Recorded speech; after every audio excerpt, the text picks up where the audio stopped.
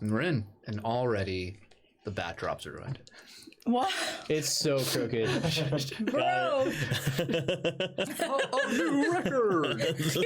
Speed run, any percent. Heroes and villains, thank you for joining us once again, or maybe for the very first time. This episode of the Umbra Initiative, the show where we play some Mutants and Masterminds. Not your usual D&D. No, sorry. We got superpowers in here. Yeah, we do. Some of us. I am your Professor GM Colby, joined here by my lovely cast and crew, Cory. Hi, my name is Cory, and tonight I'll be playing as Jordan Teller. He's back, baby. He's back. David. Hi, my name's David, and I play as Barrett Stair. And Nicole. It's me again. Your Still boy. here. Your boy. We are happy to have our astronaut back. Yes. Thank you. We missed you. I've landed. He went on a little mission, I did. but now he's back. What news do you bring from the stars? They want your blood. Damn. It is Ryan Reynolds. Nuh-uh. I literally looked it up. So just friends? Just friends, Ryan. Then what's friends with benefits? I don't give a shit. So One of them has JT in it. anyway, Fuck. If you know. If you know what movie Justin right. Timberlake is in, let us know. thank you for joining us. The one where he hooks up with Mila Kunis. Tell us in the chat. I really think. Because we don't know. Yeah, And we're not subscribe to our looking Patreon for us to find out. to argue about it for 20 minutes after the show. Speaking of which, we have a Patreon. Hey. Patreon.com/the segue. Umbra Initiative, where you can get some behind-the-scenes content depending on what you pledge. You can even have your own character Holy shit. within Arcadian Haven. At the tier 3 subscription, yeah, you can make an NPC in our Not campaign. only that, but we have sick-ass merch, bro. We do have sick-ass Hell merch. Look at this shit. Yeah, we got merch. You can go to our Twitch page if you want to see that, and or any of our link trees, and you'll see in any of the descriptions to literally anywhere. That's Yeah, what you'll yeah, find. we have hats, we have shirts, we have a bunch of stuff. Look at all the things. Especially stuff. Look, I have the hat right here. Hold on. Get it. That's a nice hat. Ooh, That's that a is great hat. A great hat. That's a nice That's a high It's a quality nice hat. Yeah. Look at that embroidery. Look at that. Yeah, look And at it's that. on there. Look how that pink. It's not a sticker. I like the pink. It's not like one of those cheap, shitty hats that it just like comes off. Am I It's like dope, sick, embroidered. nasty yet? What? What if I? There it is. Yeah, That was definitely now my you're style dope, when sick, I was like nasty. 13. Dude, that was my style like 2 years ago. What do you mean? Yeah. So, thank you for joining us. Episode 15. 15 episodes, guys. Holy I shit. know. We're going strong. We're going We're getting up strong. there like campaign In 1. age. Yeah, we are. That too. Shit. We'd be halfway through campaign 1 right now, We didn't even use or season 1. Season 1. Yeah. didn't even sure, use my birthday as a ploy to get more views, guys. Missed opportunity. Oh, you're so right. Oh, you know what else? You know what else? Tomorrow's St. Patrick's Day. Oh, we fucking suck. I almost considered bringing beer. I'm about to go get one. All right. Shall I go into the recap? Yeah, because I wasn't here. Are we starting on Tuesday? No. Bro, it's Wednesday. Where are you? Keep up. Technically, yes. We will. Yes, we will. Okay. Sheesh. Shut the fuck up. Where are your notes? All right. All Show right. ass up. The story so far, episode 15. We're rowdy today. All is calm on the surface of Arcadian Haven. Now living in a motel in town, Barrett attempts to live with some sort of normalcy as he obtains supplies at the grocery store, only to then contact Arabella to meet up and talk about recent events. The novitiate had taken it upon herself to do some investigating around the convent, inquiring as to people's memories of the day where the party fought Brother Lewis. Strangely enough, not a single nun there has any recollection of the event, although Olivia had vaguely recalled the conversation with Jordan. Arabella then decides to sneak into Mother Adele's office to perhaps find some sort of item to help explain the mysteries of the convent. Excuse me. While she does find an old photo album of her religious family, Olivia interrupts her, followed by Brother Lewis. Fortunately, she avoids any significant suspicion and proceeds to go meet with Barrett at the Domino Diner. I was sweaty. As the two discuss topics such as Angelica phone number given to Arabella by Mr. Sales and the Umbras, the two of them see Raj leave the diner. He laments over his lack of progress over his particular task, as it is still a mystery as to why the kin are congregating in Arcadian Haven, causing the Umbras. Barrett brings up the night when he and Jordan followed Bowie to the Hark residence, but ultimately found nothing of note. They decide to go at Raj to investigate once more, just to be safe. Arabella enters the home with the excuse that she wanted to let Liam and Laura play with Bowie as thanks for leaving the arcade days before. This sparks Laura to accuse her of being sent by their mother to spy on Laura to keep her out of trouble. Igniting a fit of rage, Laura storms to her room, and the heightened emotions cause the encroaching Umbra to finally form, with Arabella trapped inside and Barrett out. Oh. The two are shown visions of past mistakes they've made while they try and save a suicidal Laura with and an emotionally crippled Liam. Barrett, through Raj's help, is told that his weapon has special properties that allow travel through Umbras. And called it an abomination. He uses this knowledge to leave the Umbra and get Laura and Liam's mother, Deandra. Through accepting responsibility for their behavior and actions, the party is able to break through the various barriers inside the Umbra and reunite the family. Although Arabella is last to admit her involvement in past horrors, she and Barrett successfully close the Umbra and step out into the front yard of the home. What more damage can these adventures inflict? Why are these horrors still plaguing Arcadian Haven? Perhaps the answer lies within the Umbra. Here we go, baby. Here we go, baby. We getting into it now. I like that I have an interdimensional motorcycle. That's pretty fucking Yeah, awesome. so you can add to your motorcycle now. Under the profile, you can add dimensional, uncontrolled. Ooh, okay. You are okay. Damn. Cosmic Okay. Ghost Rider now. Yeah. It was pretty great watching Barrett try to talk to the kids. I bet. He was like, "What? What? I didn't do nothing. I ain't do nothing." So, as we fade in, we hear footsteps along a carpeted floor and the slight rattling of a metal tray.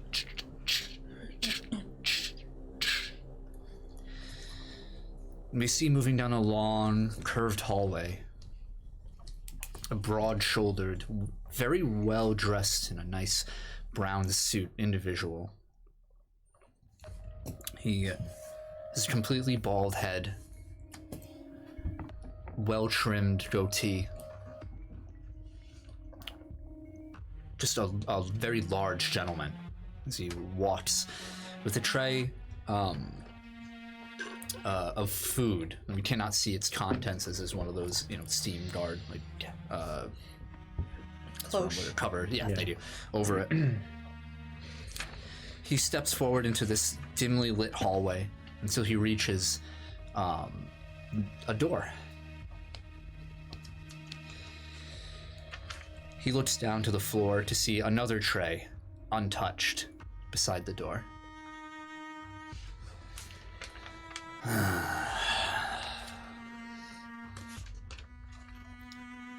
He places the new tray down, picking up the old one. He turns to leave and stops, looking back towards the door, and reaches out for the handle and turns it. Locked.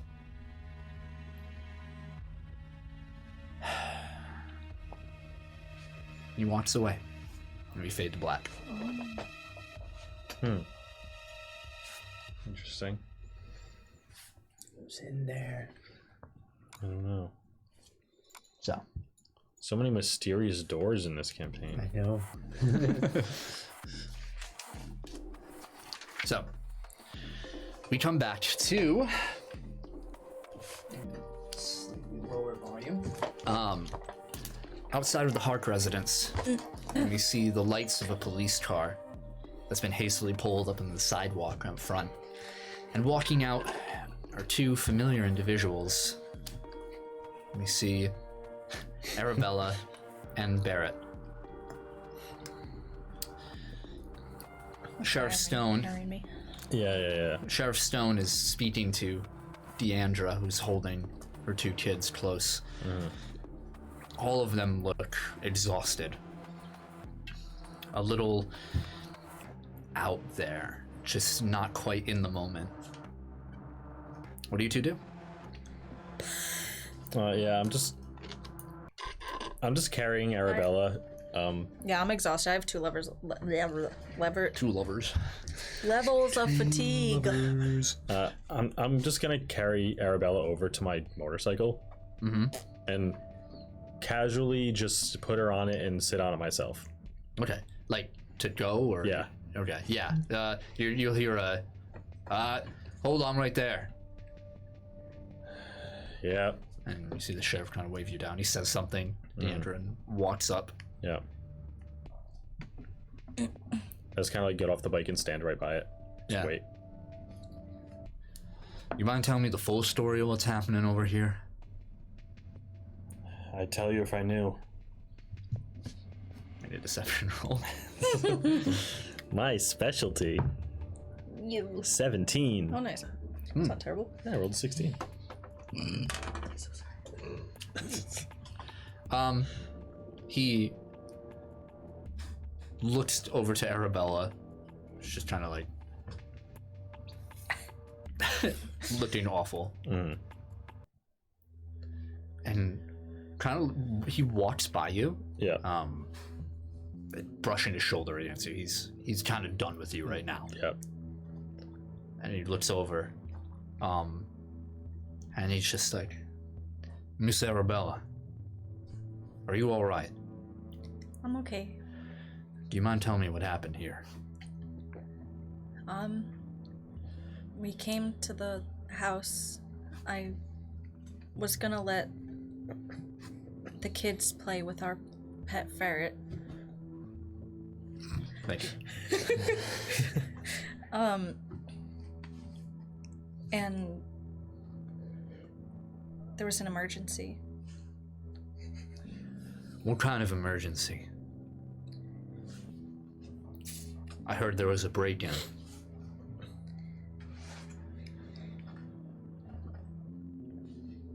I'm not really sure.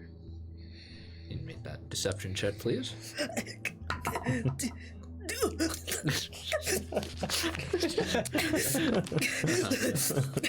It's 3. Oh god. You know, this is the second time I've caught you in a rather suspicious circumstance along with this gentleman over here. I understand. You can ask their mother. She might know what's going on. You can ask your mama, you might know. Well, I never. I'll ask your mama. Better yet, I'll ask your mama. He, Tonight.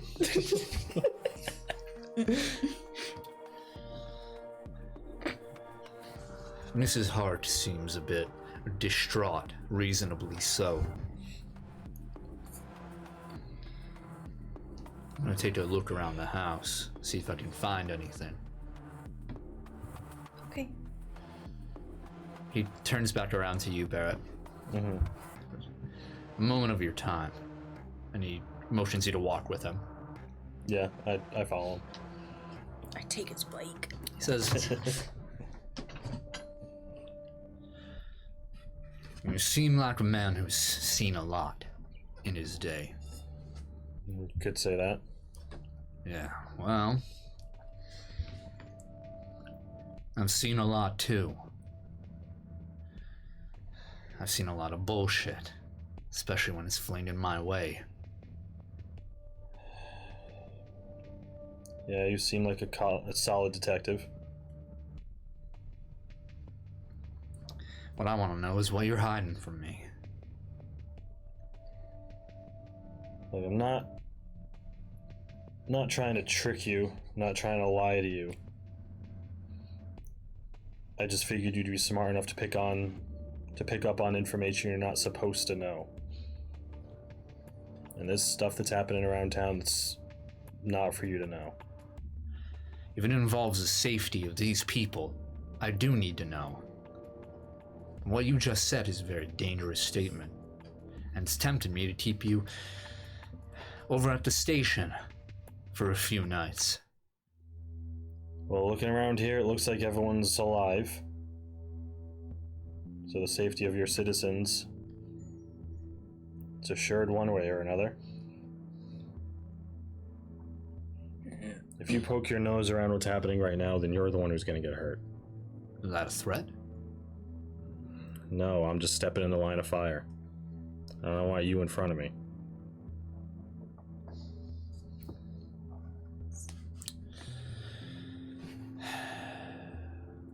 Like this family had a lot going on. As much as I wish Arabella over there wasn't part of this, she is. And me and her have some kind of duty to this town, I suppose. Whatever danger you're throwing yourself into, she doesn't need to be a part of it. And if you're okay with that, well, I'm not okay with you. Not much I can do with you right now, but I have my eye on you, more so than before. Well, if you want to pay me a checkup, I'm over in the motel. Understood.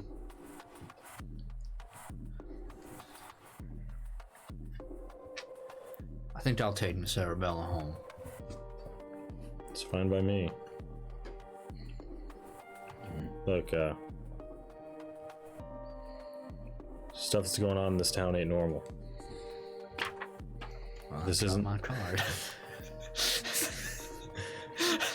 I reckon. I'm gonna count how many times you dropped shit today. Like this isn't some break-in or even a murderer on the loose. This whole thing is beyond all of our comprehension. So just don't get too headstrong. Make me a presence roll. My specialty. What's your present? 11, 0. Okay. Oh. I guess that makes sense. The ghost. Yeah, he kind of like just tilts his chin up and looks over to you and get out of here. Yeah. Let's turn and walk back to my bike. Yeah, as you leave, another cop car like approaches. Seems to be some sort of backup. Yeah. I get on my bike, but don't leave because Arabella's still on it. And Yeah. wait for whoever to get her. Miss Arabella, could you please get off the bike? I'd like to escort you home myself for purpose of safety. Okay. She gets off and Okay. just kind of like slowly walks over. But as you get off the bike, Laura kind of disconnects herself from her mom and runs over to the two of you. And she like she doesn't look at you guys in the eyes. She, you know, her face is completely red. She says, I don't really understand what happened, but I know you helped.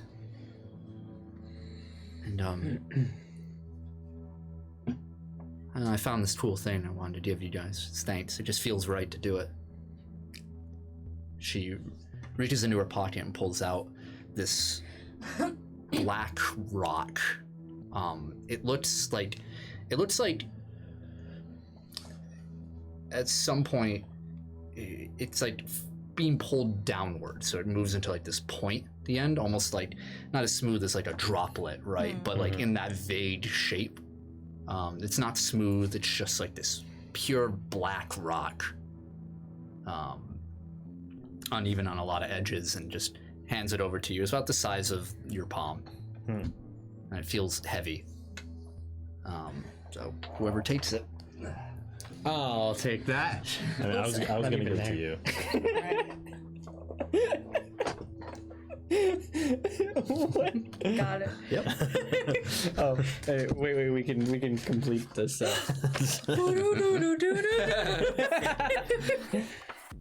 Oh, okay.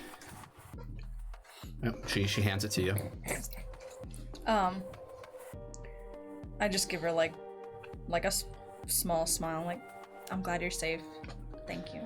Yeah. She walks away. Yeah, Arabella, if you need anything, let me know. Okay. You grabbed the sphere, the end of the Umbra, right? Mm-hmm. All right. So you get. Ooh, I nice. get a thing too. Let's see. It says, responsibility. A simple picture frame at first glance. Staring into its contents reveals a fond memory frozen in time. It is a reminder to protect what is dear. Protection 1 sustained. Ooh, nice. pretty good. That's P good. That's one time. Yeah, right? that's That's P P good. good. So as you look at it, you can see around the frame, the pattern of the frame itself is a lot of interconnected triangles onto it. Nice. And indeed, when you look at it, you can describe if whatever you see as a fond memory for Barrett. What is it? I'd say it's before anything happened 5 years ago. Before the Marines, before New York. I think what you see is like not like a physical photo that's ever been taken, is what makes it strange. It's actually a memory pulled from your mind, and that is of Veronica giving you wonderful news. Yeah, when the world seemed right, which was a long time ago for Barrett. And I feel tougher when I hold it because I have protection 1. You do. Raises like your a toughness buff by boy. 1. Awesome. Got you, fam. How many do you have? Are you holding Items? Yes. 2. Okay. You're only allowed to hold 3. I have the movie ticket and I have that now. Nice. And what do you two do? I think we all have 2 now. Actually, does right? does that one count? I got P. We'll see. I got a rock. Barrett's You just, do have a rock. as soon as Arabella's a good distance away from the bike, he's gonna take off and just head back to the motel. Okay. Yeah, and Sheriff Stone's gonna take you back away from the compound if you request. I got a scarf. Wait, and a away from coin. it? Like halfway, not fucking- quite there, because last time you made it. Oh, right. Yeah. Yeah, Oh my God, I'm man, gonna that's all I have in this world. thanks. Ratty old scarf and a coin. Yeah, I tell him to drop me off before the entrance so that nobody sees me coming in a cop car. Yep. Yep. Sounds good.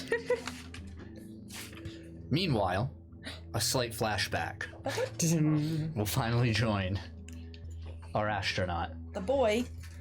The Yeah, Mars man. while all this is going on, Jordan's just having just a great day. Yeah. Nothing bad is happening. Fantastic time.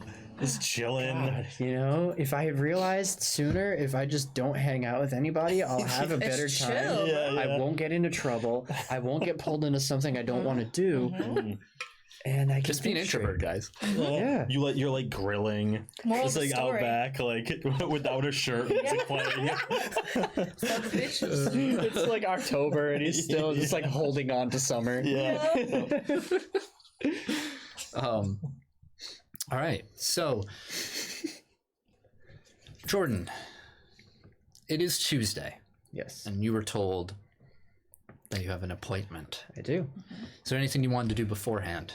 What time is my appointment? Eat some Jim Early afternoon. Cheerios. Not particularly. Jordan kind of gets up and takes care of errands and stuff like that. He doesn't really have any other obligations at this point, so Okay. Low. yeah.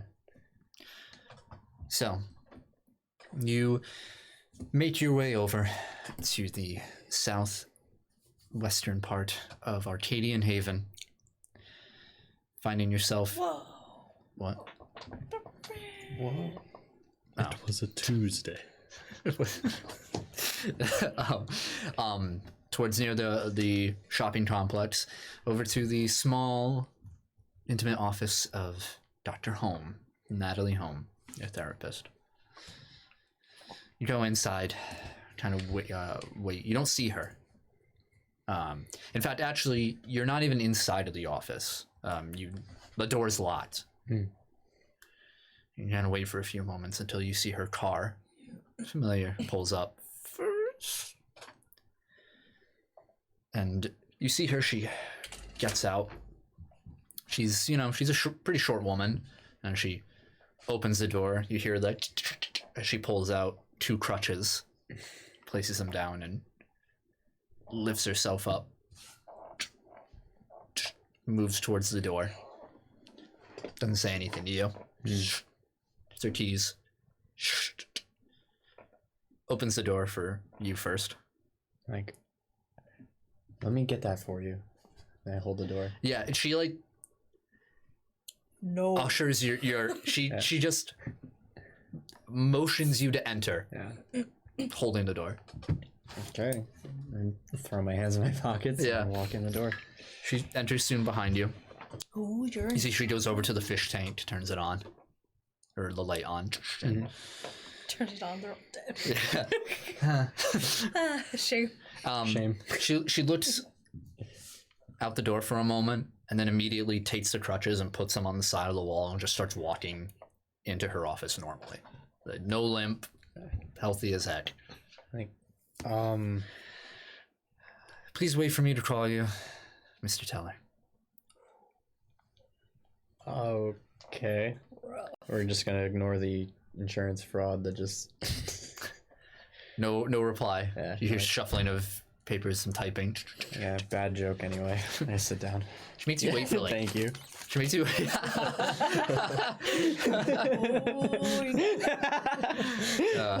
that greasy L. That big greasy L right there. She makes you Fingerprints wait. in this fucking thing. She makes you wait about 10 minutes. In this strange, like oppressive silence, aside from the small sounds coming from her office, and finally you hear, "Come on in, Mr. Teller." She calling me Mr. Teller. Yeah. Stand up and make my way towards the office.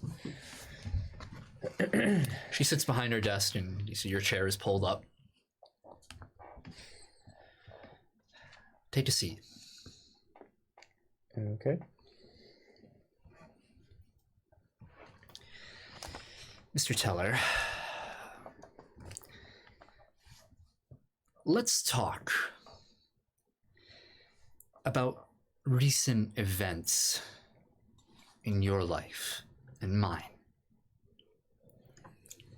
Sure. Explosive events. Yeah, quite. It is my professional opinion that you should be incarcerated to protect yourself and those around you from your psychosis. However, my courses didn't cover flying men and spider tanks, so either I slept through that lecture, or my professional opinion doesn't count for much.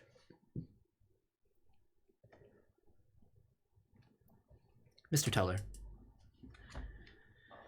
what happened to lead to these events?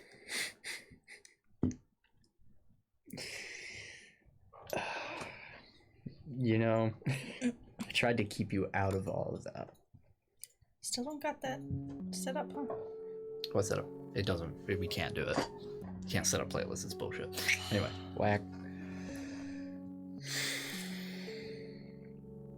I tried to keep you out of it. I knew it was gonna happen, but I tried. Well, it didn't work. No. What is it you're trying to keep me out of?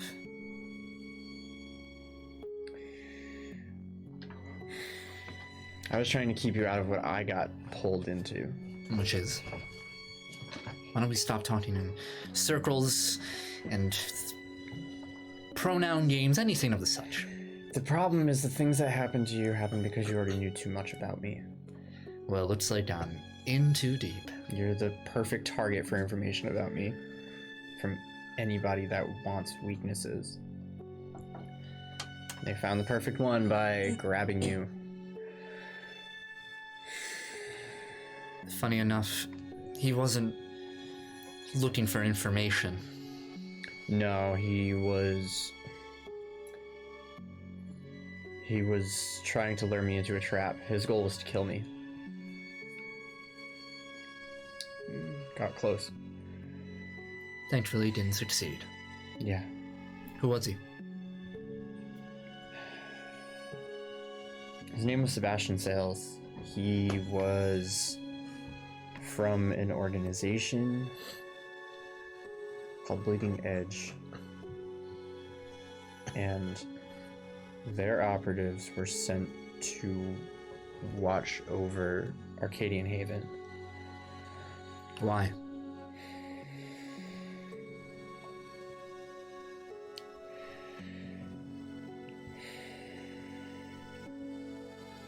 Because there's something in that compound that is dangerous.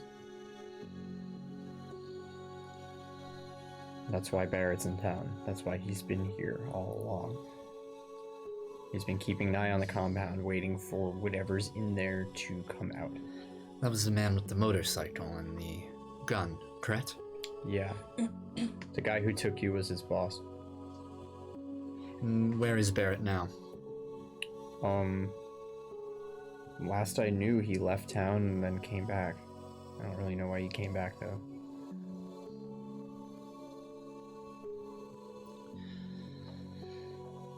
And you made an enemy of this Mr. Sales.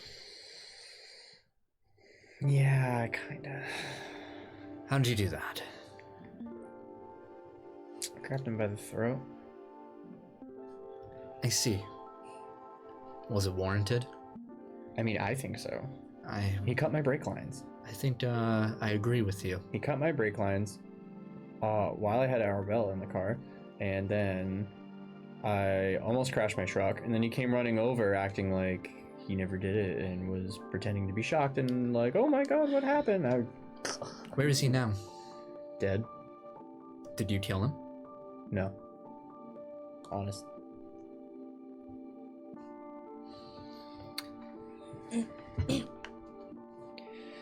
Alright. If that's taken care of. How long did you do what you've been able to do? These amazing feats. It's not every day your client walks up to your front door, tells you to leave him alone, and then flies off into the distance in a burst of light. Yeah, kind of poor decision making in hindsight. You were frantic. I thought you would understand why if I showed you. I was going to leave. Briefly. I thought I needed a holiday anyway. I was going to stay with my mother for at least a week. Should have picked last week. As I was packing, I was getting ready to take a bath, my last night in town, some maniac storms my home. Yeah, Next thing I know, I'm in a closet.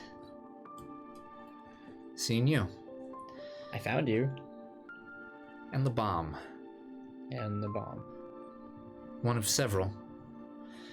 That sales individual liked to talk a lot. Yeah, you did. There were a lot of bombs in that building.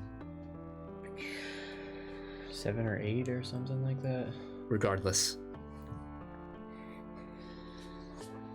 I seem to recall going unconscious again. And then waking back up in a lot of pain. With none other than Arabella from the convent beside me. And that Barrett individual. And then I'm getting chased by a giant spider tank. It happens. It doesn't.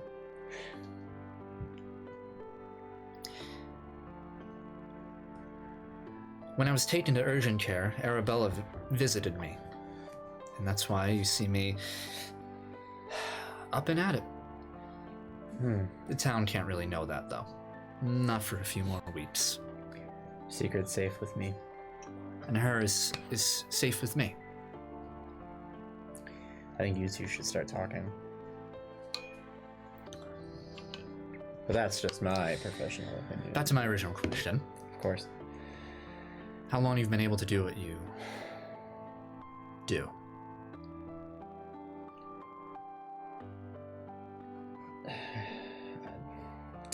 Since I came back from Mars. I've been still trying to figure out how exactly it happened. We were making our way back. We had a 7 or 8 month flight from the surface of Mars back to Earth. We were coming down, and when we re-enter the atmosphere, we have these kind of pods, and usually these pods will crash somewhere out in the Middle East, usually like Kazakhstan or something like that. They deploy parachutes, and then we kind of safely make our way down. So my crew and I were breaking through the atmosphere. We were coming through in these pods, and mine kicked off course. And I noticed something strange as we were going through the atmosphere. It didn't have its normal white to blue color. I don't know if it was the sky, the air, the vapor, the clouds, if it was sunset, I have no idea. All I saw was purple light coming through my viewfinders. Nothing but bright purple light. And then I felt a crash. And then my pod began filling with water. And I lost consciousness. And then you could fly. Well, there was a brief coma. I woke up in a hospital bed. They told me that they found my pod in the ocean. They had no idea how I survived, but they were happy I was here. And then a few weeks of physical therapy, learning how to walk again, finding my muscle, finding my strength. And then finding that I was stronger than I was before. And I was never really sure why. I could jump a little higher, I could pick up a couple more pounds. I was a little bit faster. It didn't really make sense to me. But I think, I'm not spiritual, but I think something saved me. I think something kept me alive when I crashed into the ocean. I think something entered me. I mean, shit, like, you saw what I can do now. I don't know what it is or where it came from, but... How many other people know about this?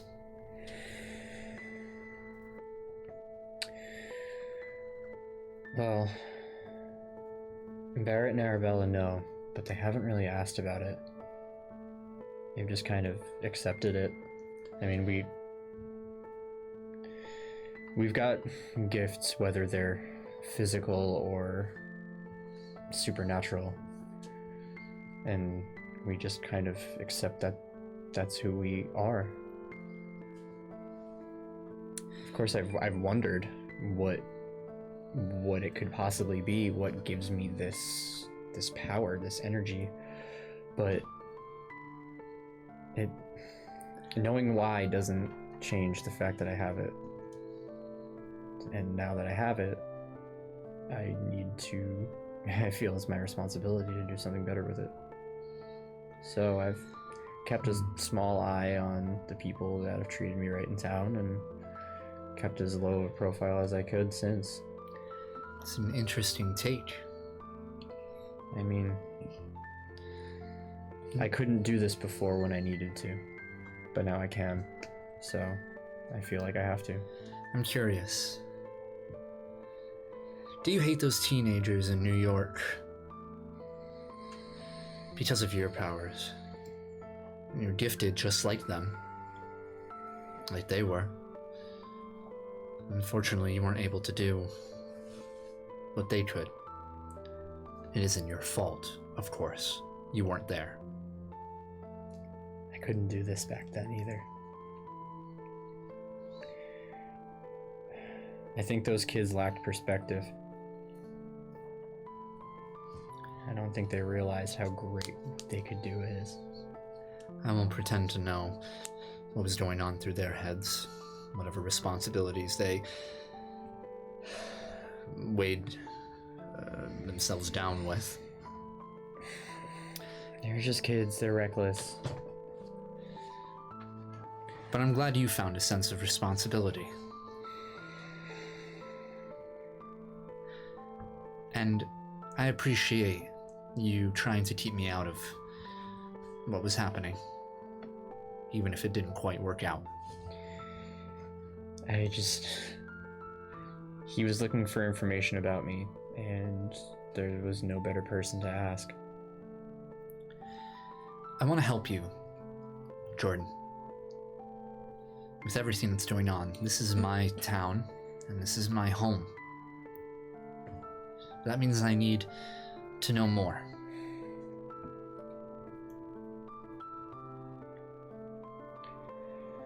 So I'm going to rely on you.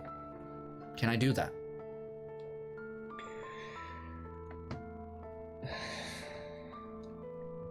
I just don't want what happened to happen again.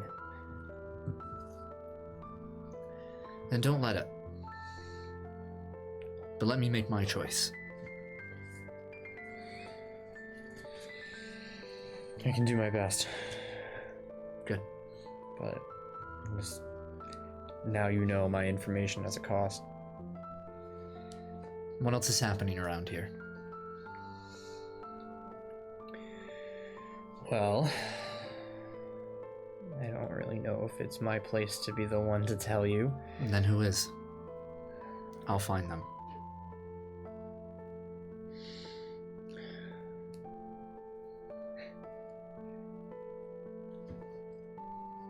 You already know what Arabella can do. Vaguely, yes, and I have to say it's very helpful. The girl's an angel. In some way. She is very sweet. She also has this divine gift of healing, which, Right, that helps. Yeah. There's another side of that.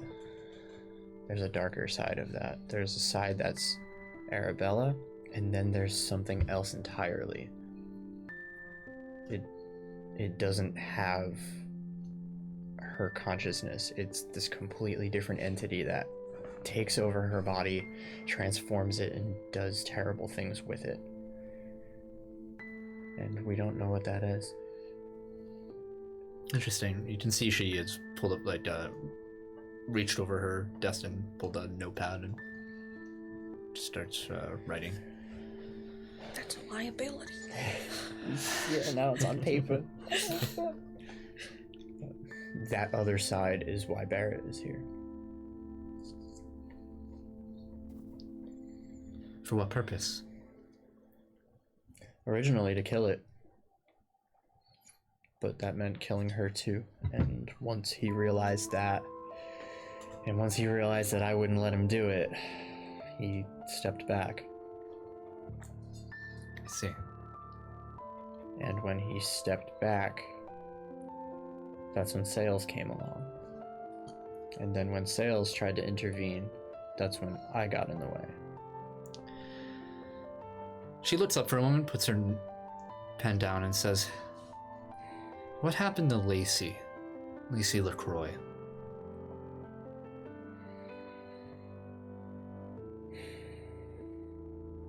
Lacey was in the wrong place at the wrong time.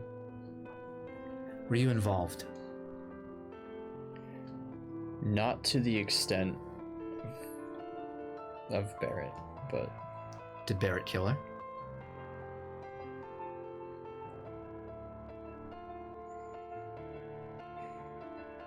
not deliberately.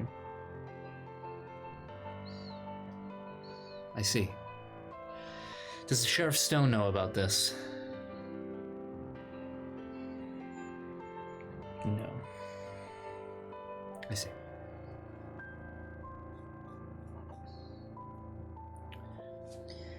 I've heard about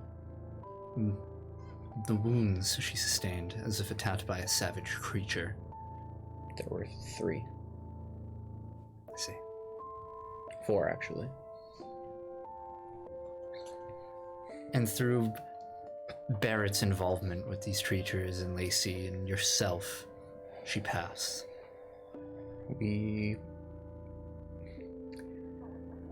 After her friend got hurt, we went hunting.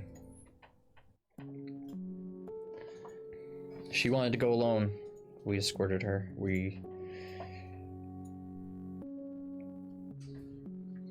Again, the goal was to take over, keep her out of harm's way, and... Take over what? The hunt.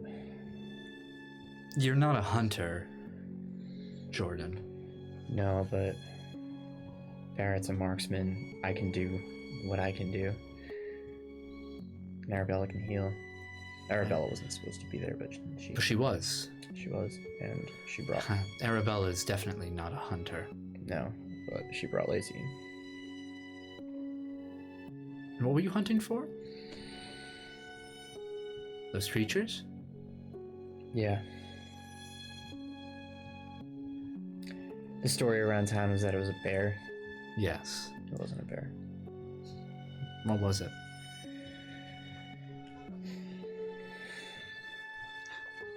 A pack of supernaturally empowered coyote and the biggest moose I've ever seen in my entire life. She just looks at you. Like not... I know how that sounds. You're serious. I'm not inclined to disbelieve you right now, Jordan.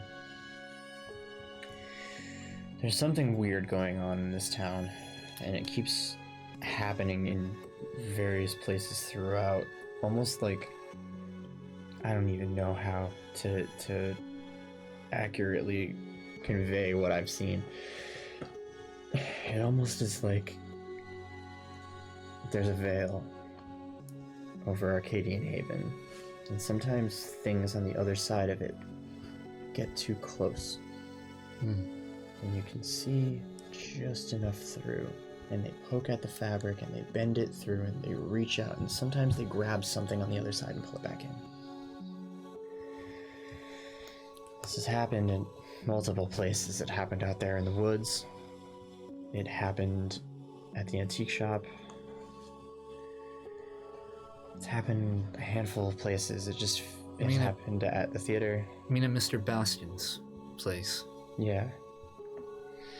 He has been acting a bit different lately.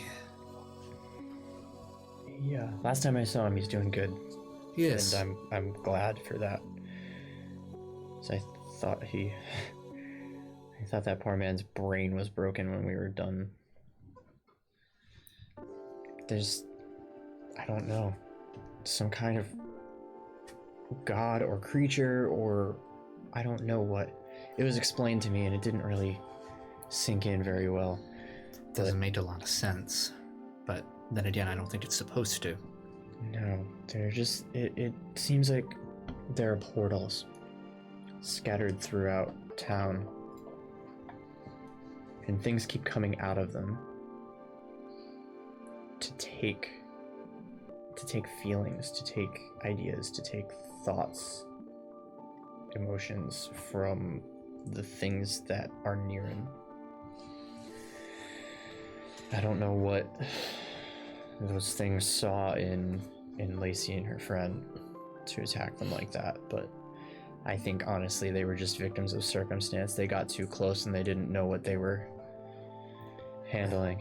And it feels as if all of us are victims right now. Yeah. We've closed a few of those gates, those portals. But there'll be more. I think there are already. Meanwhile. Close it. Blood everywhere. Shit. Lord, I'm gonna kill myself. Jesus Christ. Barrett's like, Let me in. let me He says,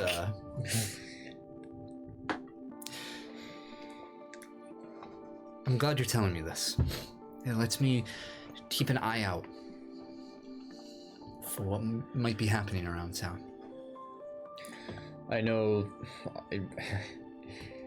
almost everything that happens with us, there's going to be an official story and then there's going to be the truth.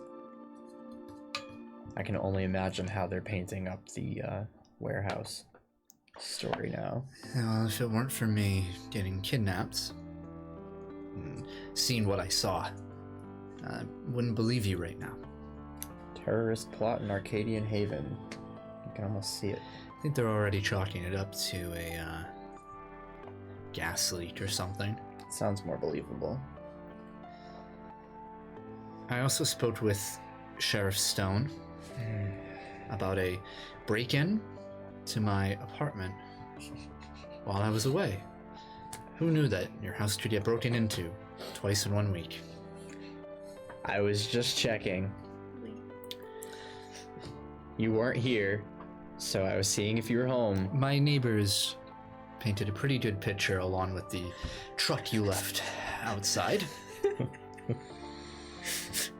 He was ready to arrest you then and there, but thought he should inquire with me first, since he heard around that you were a client of mine. So I guess you should be thanking me for keeping you out of jail. Thank you, oh savior. Well, thank you for saving my life. I guess we're even.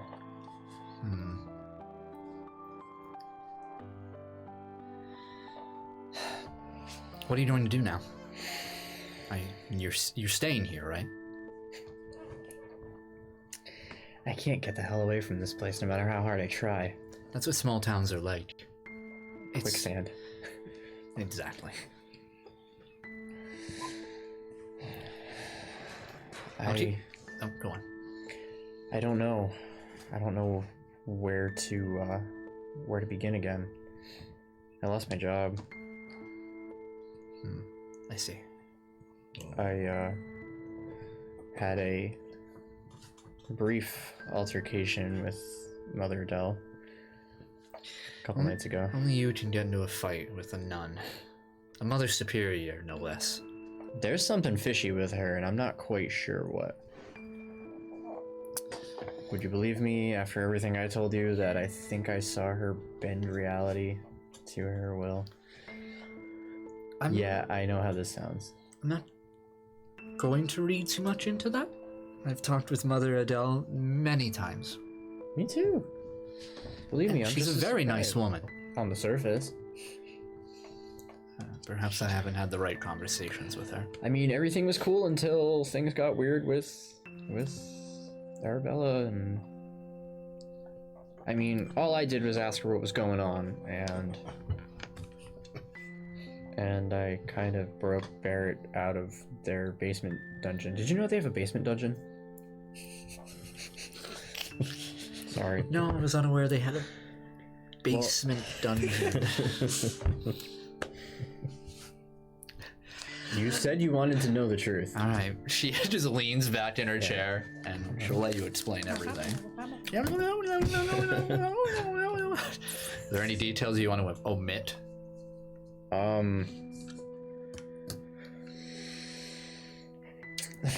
She wanted to know. Yeah. Okay. Yeah. Tell her everything. Yeah. It all started when I was born. Yeah. At this point, she's gonna know more than Arabella. I mean, yeah. Tell her about like Angelica, all that. I'm not gonna go deep into the bleeding edge thing at all. Really, I honestly think the less she knows about bleeding edge, the less she knows about bleeding edge, kind of the better for now. Unless she gets like. What are you specifically omitting from Bleeding Edge? Kind of everything that doesn't have to do with the situation she got involved in. Pretty much just that like not telling her about Angelica or... Yeah, no, she doesn't know about Angelica. She doesn't know that Arabella was, like, she knows that Arabella was their target up until I intervened. and then Jordan became top priority. She doesn't know that Angelica's protecting the thing, and doesn't really know that how the organization is bigger than that. And Got it. Are you even mentioning bleeding edge at all? Just You already did. Yeah. Before. Basically, are you kind of implying that they're done with now? For now. Oh, we took care of sales. He was the boss. Done. Yeah, pretty much. Yeah. Not knowing that there's another agent. Oh, exactly. I honestly feel like the less she knows about that whole situation, the safer she may be. Yeah. So time passes, and you regale your adventures with her. She's just leaning back, just absorbing it, taking it all in. She asks the occasional question, and eventually, if you finally finish, she says, and that's it. Wow. Do I have a new rate? What do you mean? I mean, is my insurance company going to call me because you tripled my rate? Oh, I wasn't going to tell you that. No, this is on the private books. Another poorly timed joke. But yeah, so... Well, it's going to take me a little time to process this, you might understand, and I have a few books to read before I fully commit. The Bible. No. She goes to her the bookshelf in the corner and pulls out one of her textbooks from her PhD, psychosis analysis. This one for one. There's one. Why is the mass hysteria section highlighted? Anyway, so why don't you go home, Mr. Teller, or wherever you'd like to go right now? I have to take an important phone call. Unfortunately, a near-death experience doesn't stop me from doing my job. Understandable. I'm glad you're okay. If we didn't have Arabella, I don't know how things would have turned out. She's a miracle in that one. Yeah. She gets up and walks you to the front door. And she opens it and says, thank you, Jordan. I appreciate the honesty. I appreciate having someone to listen to it. I'm always here to listen. Not just because it's my job. We'll see when I stop paying. She laughs and lets you out. Yeah, I head to my truck and head back home. All right. So. Everyone's dead. Everyone wakes up tomorrow dead. Yeah. Yay! I hate waking up dead. How can you wake up dead? You gotta go to bed dead. You can't go to bed dead. So. It's the next day. Wednesday. The 7th. Scary movie that was from. It was 1 or 2. Yeah. I think it's 2, but I don't know. It was the Alien one. Was it? I believe it is. I thought it was a Jeepers Creepers type joke or something. I don't know. I don't remember. I can picture it. Yeah. You can't go to bed dead. It was the dude from fucking Kangaroo Jack with the fake dreads. All right. It's the next day. It's Wednesday, my dude. Hey, it is Wednesday. Hey. Before you guys watch the episode of Initiative airing at 6:30 p.m. that night, what is it that you do? Wait patiently next to my clock for 6:30. I'm busy ordering merchandise over it. Yeah, and subscribing to the Patreon with my unemployment check. Because I am Jordan Teller. I know Jordan has a a good amount of money saved up. Jordan's must. got a little bit. Jordan's got a healthy savings and retirement and pension and shit from NASA. He's doing all right. He can be unemployed for a little bit. And all the life insurance policies on his family. And, Oh boy.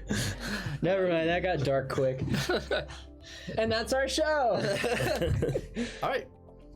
Barrett, what are you doing in the morning? Just waking up in this dingy motel. Yeah. You like, the curtains are drawn, so you like go to turn the light on, and the bulb is just dead. Yeah. Yeah. He like, I like try to do my morning routine that I used to do at my house, but like I don't have any of the stuff that I had at my house. So like, you know, wake up, take a shower, like Even a sandwich. try and slick my hair back, and then it's like I pictured him scrubbing himself with a sandwich.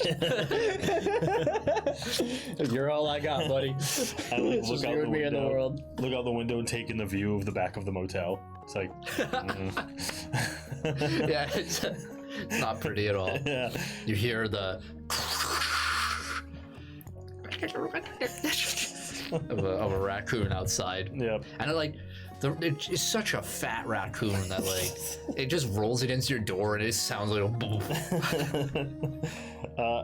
When I hear it roll against the door, I'm gonna open the door. You like made a strength roll. 9.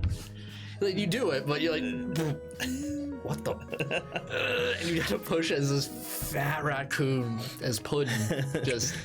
It makes the sound of like a chair across the floor. Yeah, pudding just kind of rolls like a big ball of fluff before like straightening herself out. Yeah, I like close the door behind me and I just look down at Puddin. Looks up at you and there's like a wrapper of some kind that in her hands. And she's like, Yeah, having a good day down there. throws the trash down and like stutters away, but you can hear like a labored grunt as Puddin leaves. Amazing. Right. I'm just gonna leave the hotel and head into town. Okay. You do see, as you pass by to your car, the front sort of booth of the motel. You do see a pamphlet, like a small stack of like freshly printed pamphlets, right in the front there, and you see that it's the annual Halloween party of Arcadian Haven. It's like a large block party that happens. I'll pick up a pamphlet and just kind of look through it. It's on the 30th of the month, right the day before Halloween. There's lots of old photos people have donated to whoever published this pamphlet of like kids playing, apple bobbing, like innocent stuff, right? Like there's haunted houses and like the whole town hall is a haunted gauntlet kind of thing. Cool. It looks campy, old, and some of the pictures you can see are like black and white, so like it's like goes through the years. It's an annual tradition. Okay. I'll take a pamphlet with me. I'm gonna head into town. Let's go grab breakfast. Find a diner where I can smoke inside. and have breakfast. Well, doesn't exist. No, what year? 2025. Oh yeah, you're like 30 years too late. Yeah, I figured small town maybe. You find one with like outdoor seating. Yeah. The child was downstairs that whole time, so we'll have to see the damage later. Right. Not an actual child. They're not neglecting a toddler downstairs. It's a rabbit. It's a rabbit. It is a rabbit. A very mischievous rabbit. Yeah. Okay, yeah, and you go and roll me a d20. 4. They don't let you smoke, No. but you do get a Can't sandwich. smoke in here. Okay. It's pretty nice. Yeah. No. I'll wait until after. You know what year it is, sir? Yeah, I'm like lighting a cigarette in the diner. Put that out. Say two old ladies. I have asthma, you jerk. Have some respect. Vaping's fine. Put the cigarette away. Like, Now toke up. Who smokes cigarettes anymore? damn. Well, how old are you? Weed is where it's at. I'll eat my sandwich in peace. Yeah, get the pipe. We're doing something bad. Oh my god. Arabella, You ever smoke rocks? what are you doing this fine morning? What the fuck? Arcadian Haven, going to hell. She's still pretty tired. Fuck. She's still pretty tired from the day before, so Yeah. she's just kind of like gonna go about her day. Pretty normal. She's gonna try to like avoid Brother Lewis. Same. Okay.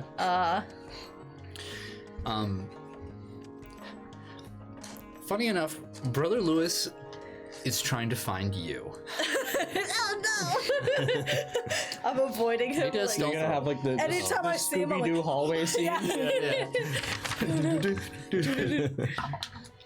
Oh no! What is it? Stealth? You have like an evasion stat or something. I got shit. Dodge. I think she got shit. Uncanny dodge it. That's a 13. A 13? Yeah. Oh. He will find you. Yeah. Easily. Just stealth. 6. Bro, It's not terrible. that's pretty good. I rolled a 7. What do you want? He does find you. Do you want my scarf? He sort of crosses you in between. He comes across you between the dormitory and the faculty building, just outside. Right. He says, "Oh, Arabella." Oh. Hello. He walks up to you. And he kind of just looms over you for a moment. And he says, "I need your help." Sure. With what? What can I help you with? And there's a lot that needs to be done around here, and my plate is a bit full. Okay. He gives you a small piece of paper. And he says, "I need you to head into town and get some supplies at the hardware store for me." Okay. Should I take the truck to bring back the tools? He nods. And he gives you some money. Thanks. Sure, no problem. Shouldn't take too long. Turns and walks away. I need some rope, some nails, some fast drying cement, and a shovel. A casket. You just see, like, he printed out ingredients for like, a pipe bomb. Yeah. Like, Rat poison. shit. Oak Yeah, spray. okay. I take it. I look for Olivia. Yeah. She's in her room right now. I'm gonna knock on her door. Yep. I'm She like, says, "Enter if you dare." "Meh." Do you wanna come do some chores with me? Or run some errands, I should say, at the hardware store in As town? if. Sounds fun. She has like a ball. She's like going up into the ceiling and just boom. Well, it's better to get outside than stay in here all Muffled day. lady upstairs. Cut that out.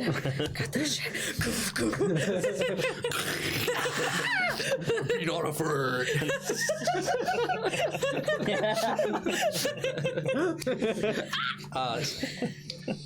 Make a persuasion roll. Roll initiative. I'll give you a +2. Oh, well. Persuasion. 11. Yeah, that's succeeds. It's a 10 DC. This doesn't take much. All right. Yeah, sure. Fine. You're getting me a snack though. All right. Let's go.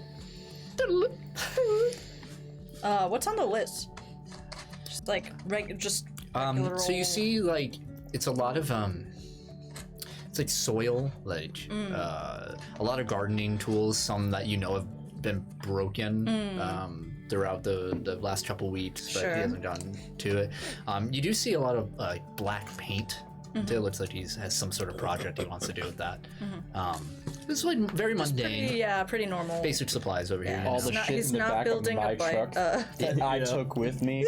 You can come to Brother Lewis very, very ever rarely tells people to like do a favor for him. Right. And you are down a set of very important hands. Right. And as a result, he had to take on some duties himself. Sure. All right. So, how is Arabella good at driving? She's fine. Yeah, she has 4 for vehicles. Yeah. Okay. So and I mean, she drove the motorcycle. That's right. She could drive a car. Right on. She's one of those kids that was like taught how to drive stick when they were 8. Do it.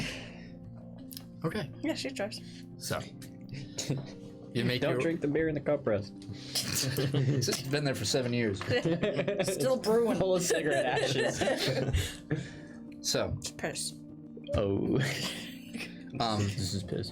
you make your way to the hardware store by the name of No Rust Gus.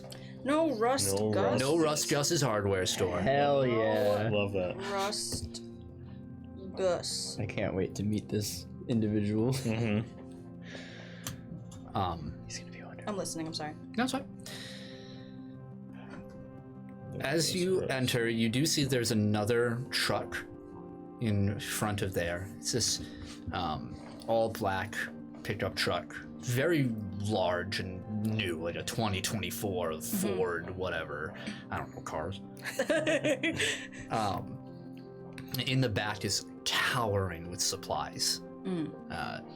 Almost to a dangerous degree, like maybe this person should not be driving. Yeah.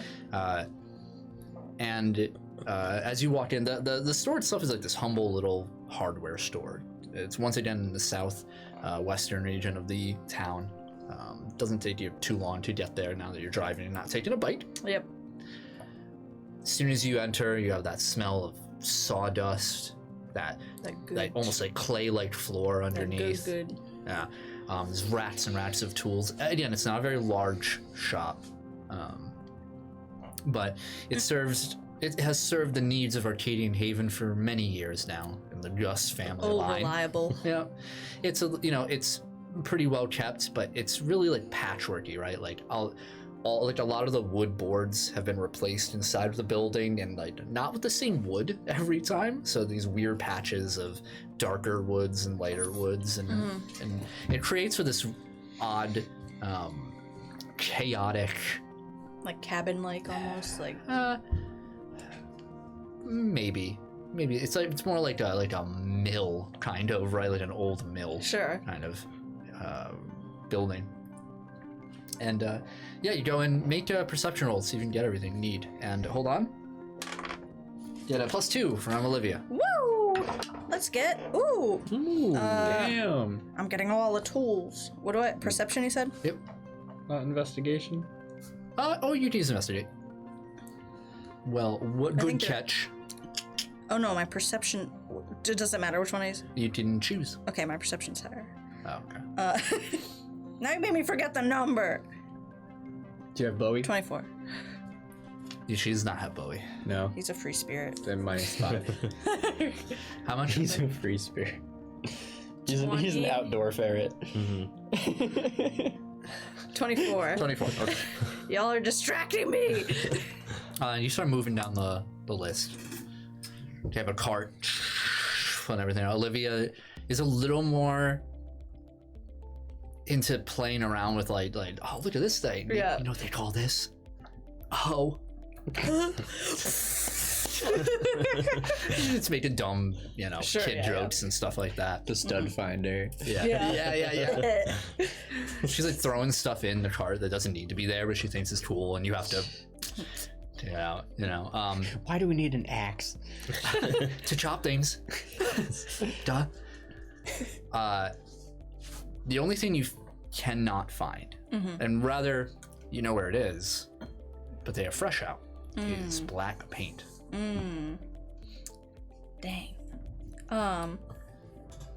Yeah, I'll ask Gus, whoever, worker, This is owned by Gus Jr. now. Oh, okay. Passed down through the family. Little Gus. Gus. Little Gussie. Little Gus. Don't you ever Got that. say that again. Even Gus Jr., despite being a junior, is an older gentleman. He has his slacks all the way up, kind of thing. Yeah. He's got suspenders on. He's got these plaid shirts, just straight out of like New Hampshire, right? You know, Sure. this gentleman with his white patches of hair, his $100 liver hair. spots on him. The beer gut. Yeah, yep, beard out over there. Can see it. Yeah. And when you go to the front counter, you see someone else speaking with him.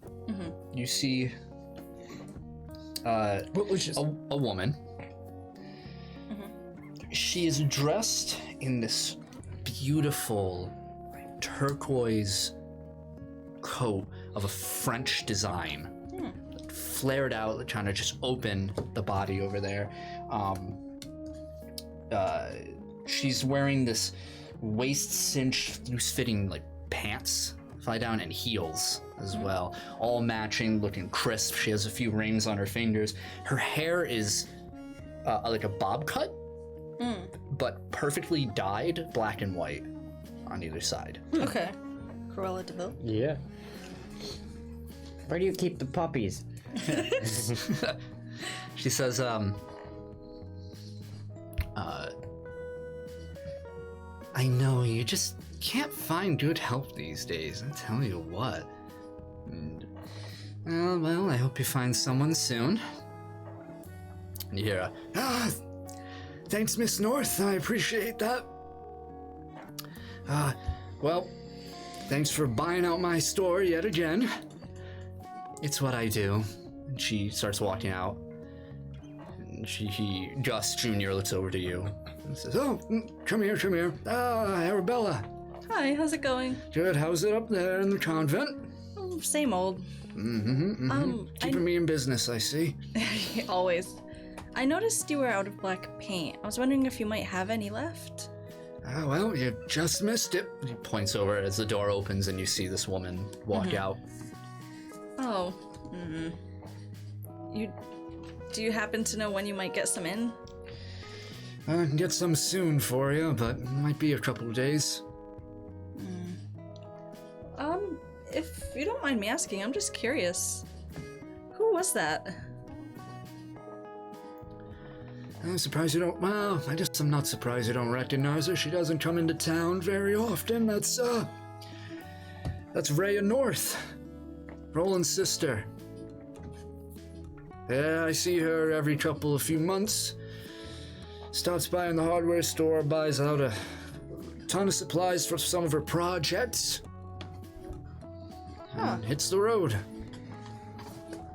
Oh, that's interesting. I'm surprised they make the trip down here. That's pretty nice of them. Oh yeah, well, I'm the best hardware store Acadian Haven's got. You're the only one we've got. Olivia. Yeah, it's just the competition doesn't want to compete.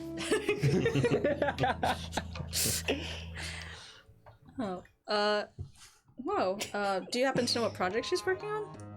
I don't understand her fancy brain. She pays.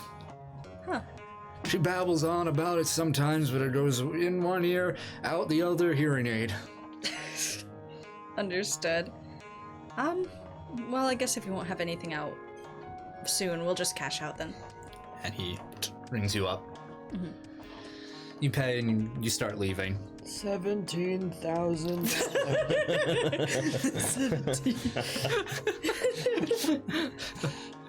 And I don't accept cash. I only take Bitcoin. Because it's 2025. Crypto only. You haven't heard of Doge? I really should get on it. I have an NFT of black paint. This one's Vanta Black. Olivia's like, we gotta get out of here. Oh, shit. The NFT Umbra. God. Oh, no. Oh, my God. So, NFT out of here.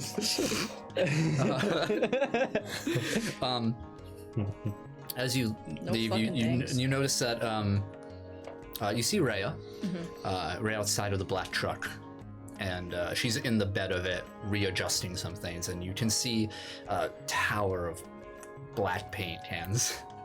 There's like 14 of them, just full like paint cans. cases or Yeah. just black paint.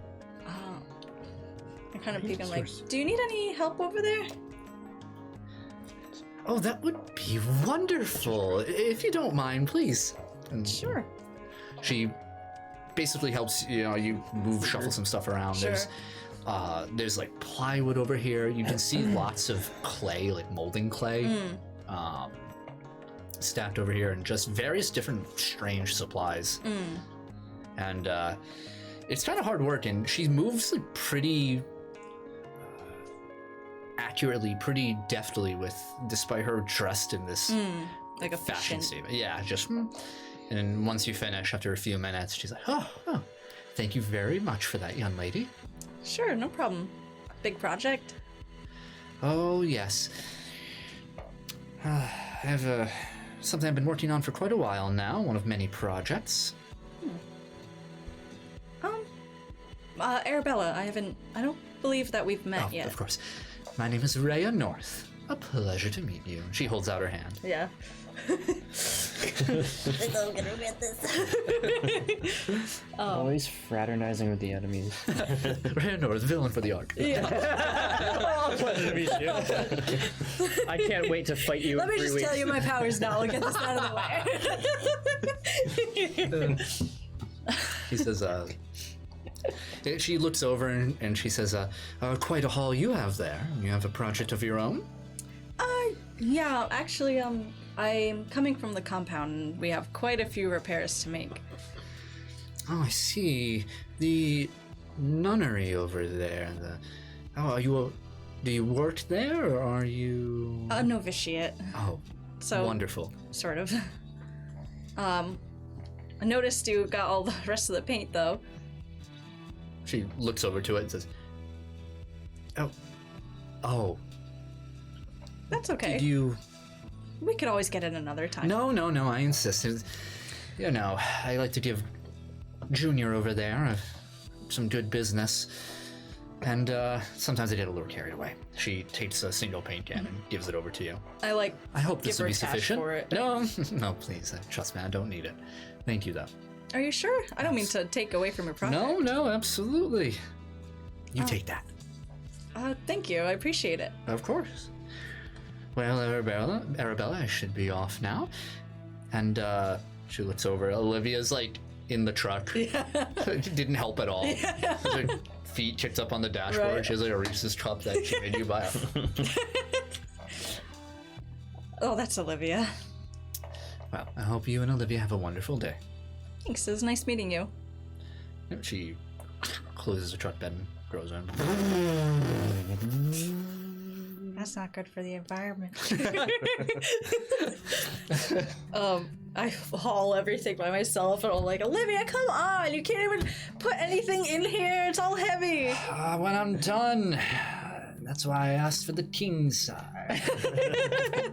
It's good to be the king. I like put it all in. I'm like, well, next time you're not coming.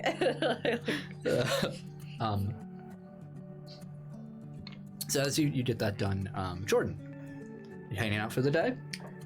I mean, yeah, I haven't really had a day where I didn't have to work and I haven't been harassed by other people to help them solve their problems. I call it, can you fix this fence? For free? I know you got fired. Thanks. So, Jordan is going to do something he hasn't done in a very long time. He's going to post up on the couch, flip through channels on TV, and watch some shitty ass action movies. Hell yeah. Nice. Yeah. Jordan likes Terrible ass. sports. Yeah, what's a good movie that he like hits like a go-to, not the go-to, but a go-to Like- movie for him to just Oh, you know what a Veg good out one I too. can definitely picture him watching? Uh-huh. You know Air Force One? That Harrison Ford movie where he's like the president and like Gary Oldman is in it and he plays like a Russian do guy, now. even though he's like not Russian. But like It's basically vampire. like the Russians are trying to like blow up the president's plane while he's on him, but they don't realize that President Harrison Ford is a badass motherfucker. Oh, I kind of remember that. Yeah, that movie, like that level It's of like Air cornball Marshal action 57. movies. Yeah. Yep. Amazing. Yeah, it's Yes, stuff like sir. that. Perfect. It's like that. Saving Private Ryan. Just, yeah. That are like those really corny like Steven Seagal movies. I just watched like- one recently. Did you? Yeah. Anyway, not going on that tangent. But it's straight up like just testosterone Yeah. fest. Yeah. You just kind of like let your gut out. Yeah. Oh You have yeah. like a bunch of bag of chips and stuff there. Amazing. As you're watching, we hear the movie in the background as it like illuminates you. We hear like a Harrison Ford line, like, "Oh, get off my Yeah. plane." He just like had a dirty look for the entire movie, Yeah, yeah, and yeah. that was the extent of his lines. And as you we hear the crunkling of chips in the bag and stuff. And then like you reach your hand into the bag and you feel your couch. Look over and there's a giant hole in the bottom of the bag, and then you feel fur and you see Bowie munching on some chips. Beautiful. The best man. I was saving those. He's like covered in like sour cream and onion. Yeah. Like, This can't be good for your health. Those chips are an Umbra. Yup. he like goes They're a up to, bygone. he like looks at you and then looks at like a glass of whatever you're drinking and like runs over and stuffs his head, like, splashes. It's like when the cat is like, Yeah, exactly. His eyes are all bulged. Yeah. Kind of like falls into the cup. Like, Knocks it over. yeah, it's a mess. Damn cat noodle. definitely done that to Wiley. Eventually, once he settles down and everything, he's like stained with juice a little bit, He's green now. Yeah. Looks like a cactuar. Come on, man. He like towards like the later half of the movie, he kind of just lays on your lap Oh. and just falls asleep. Aw. It's a good ferret. Cute. As the movie ends, he starts to shuffle a bit, and he like pokes his head up suddenly. I smell Blood. He like looks over to your side and like leaps up for a sec, just jolts up, and then like claws at your pocket. Like, whoa, hey, come on. What's Like going stuffs on? his dude? head in your pocket, Get out of there. and you push him out. Yeah. And he falls out, and you Wow. see a coin rattle onto the floor. Oh, yeah. A coin. Yeah. Give me this. He just starts This? sniffing it. Yeah, I know. It's kind of weird. Wanna play fetch? He grabs it from your hand, Hey! and he runs to your door. Hey, come back here. I paid for that.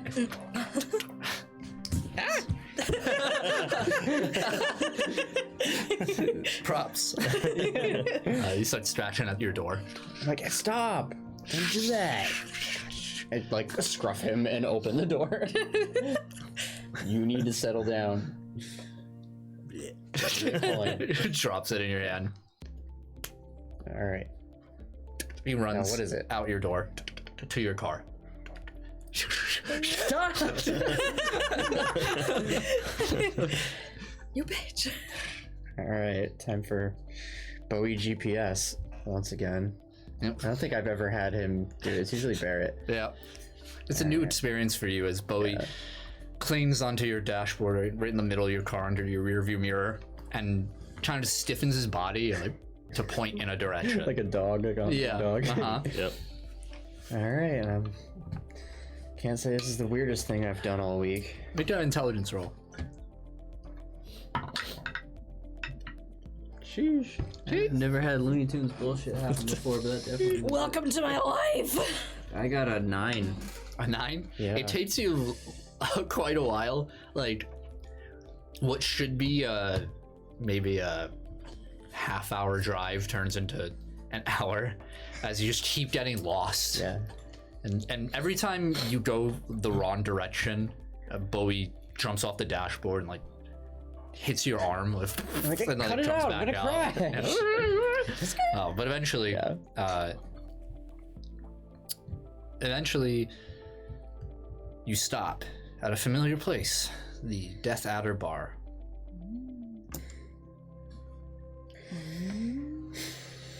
If you wanted to go to the bar, you should have just said so, Bowie. Stretching out your window, Stop the... and he points Yeah. his nose at the bar. Like, you only ever want to guide us to trouble. What's going on here? He looks at you. Like, reaching in my pocket. I'm like, does it have something to do with this? I'm like, the coin. He crawls up your body Yeah. into like inside your sleeve and kind of just rests in your arm. Comfy. You want me to go in?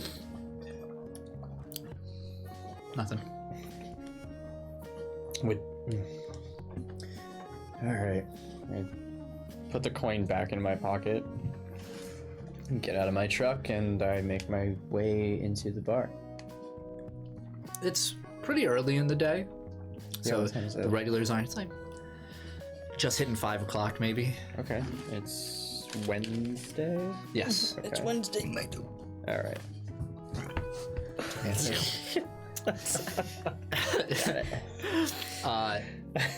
So you know, not a lot of the regulars are here yet, anything like that. And Lionel is at the bar, but none of the tables have been occupied, and the pool table is all clean and everything. You do see Anne-Marie, the true owner of the Death Adder Bar, kind of just wiping down the tables, getting things ready. You see she has like a rag over her shoulder, her hair's up, and she looks over. She checks her watch. She's like, "The hell you doing here so early?" I guess news doesn't travel that fast in town anymore, huh? I pull out a stool and take a seat. Why? What's up? I gotta say, I'm impressed. All the gossip that goes on around here, nobody found out that I lost my job. Mom, sorry to hear that, hon. That's why I'm here. I don't subscribe to gossip. I don't spill tea, spill beer, evidently. Respectable. You can see down at the bar, there's one other patron here talking to Lionel. It's this large man, huge shoulders, nice goatee. He's dressed in a beautiful brown suit. He has a chain hanging from his waist for like a pocket watch. And he's just talking to Lionel in the corner over there. And you feel your arm, like as you're talking, like your arm just Yeah. comes down. Hey!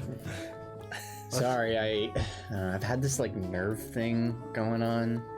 Yeah, It's watch the glasses, will sorry. you? Doctor said it was hypertension. I don't know. I've been stressed out. Oh, relax. That's why I'm here. All right, you want the usual? Yeah. Pose your beer, hand it over to you. You hear from your sleeve, order me a brandy. Like, shut up. All the rocks. Get the peanuts, get the snacks. Get the popcorn. Yeah. She says, why'd you get candy? Beat up a nun? No, I just. I don't know. Me and Mother Adele had a. You know. How do you get an altercation with the sweetest woman on the planet? She's tough when she's your boss. It's a little different. Ah, well, I mean. everybody has a bad day.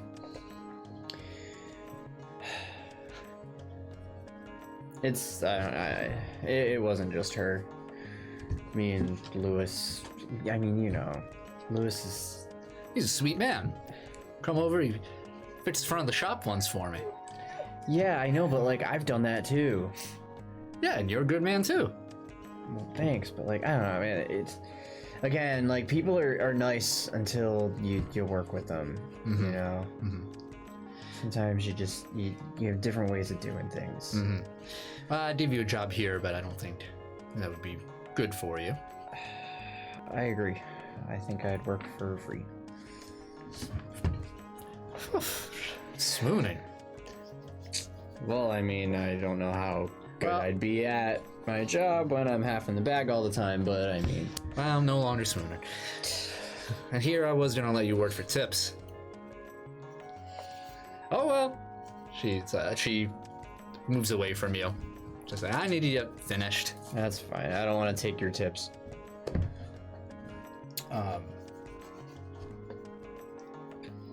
Make a perception roll. Sure. Ooh, nice. I ain't missing nothing. How do you read that? I thought that was an 8, honestly. It wasn't? No, it's 13. Oh. 17. 17? No, I was right there with you. Yeah, I thought that You was hear 18. from your right, at the end of the bar. You hear, oh yeah. It's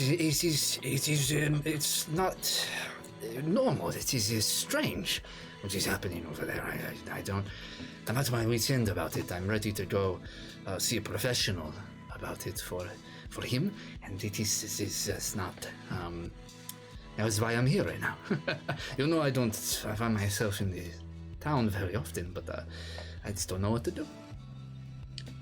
I finish my beer, and I kind of like put it down hard on the counter and like kind of slide it forward like I want another. Mm-hmm. Just like waiting for attention. Yeah, it takes a couple seconds, but Lionel's pretty on top of things as he holds out a finger, and he comes over. Didn't say hi. Sorry. You were occupied. Who's the newbie? Looks over, and you can see that the individual there is drinking a really colorful drink, like something expensive. He looks over, he says, What's that green stuff? They like use it in mixing.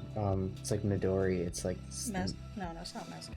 no, I think it's called Midori. They use it to mix. Well, yeah, a something. Midori Yeah. sour is a Right, drink. yeah, like that gross like. Green. yeah, absolutely. I like Radioactive. Midori sour. He says, that's Roderick. Roderick. Who's that? Works over at the North Manor. Oh. North. House manager. Really? What's he doing here? I'm old friends with him. Really? Yep. You know you had friends in high places. Yep. How you two know each other? Yep.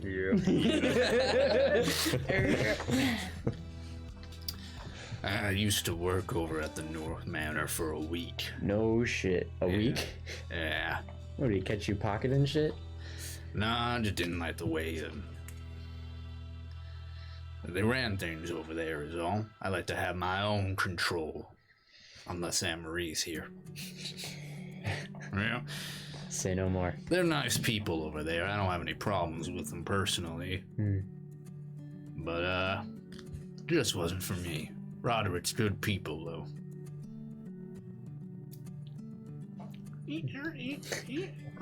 Okay.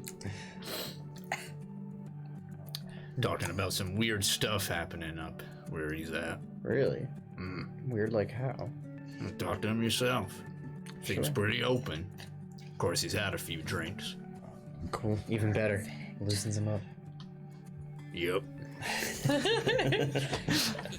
Kind of disengages from you. Yep. Yep. My beer. Yep. Oh, yeah. Fades into the bottles behind me. Homer Simpson's into the Yeah. bar. Yeah, my drink, I take a look to my right. I'm like, you look out of place in here. Yes, I have to admit, it's not the first place I would go. But the drinks here are good. Hey, happy Wednesday. Happy Wednesday. Happy what? hump. And My name is Roderick. Roderick, I'm Jordan. I had to look and see what my name was Elias or not. That is weird. But I've lived many a life. It has been a while since I've come into town, but you're not familiar to me. Yeah, I haven't been here for very long. How do you like our humble little abode of Arcadian Haven? It's quiet, usually. Yes, it is. It's Quite nice. It was exactly what I was looking for when I got here. And why would you want to go to such a quiet, secluded place? I'm from New York. Ha, I see. City boy. Used to be. And so you will find that this is very different. Much nicer. Yeah, that was the goal. So what do you do here? I used to work at the church, at the convent. Oh, yes, Mother Adele. She is a wonderful woman. She's something. Takes a sip. Kind of quiet for a moment. Jordan will bash her to anyone who listens. So, I couldn't help but overhear you were saying something weird has been going on at the North residence, huh? He doesn't look at you, just looks down at his glass. Swishes around the alcohol for a bit. This is not my place to really go into details around here. It's just stressful work relationships is all. Drink to that. Shots. Shot. Hey, I have something that, I mean, I don't want to say it was given to me, but I think that the guy I got it from your boss. And I dig into my jacket and I pull out the coin and I put it down on the table. It's like, kind of slide it his way. Yeah, he puts a finger on it. Yeah, like, Pulls it through and he says, you recognize that?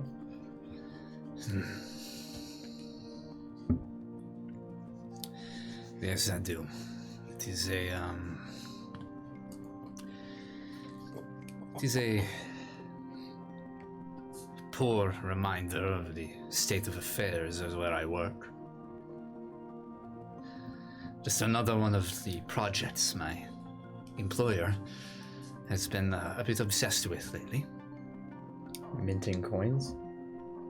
Other weird things that he's been talking about. Strange objects that he has found somehow, though I cannot tell you how. What kind of objects?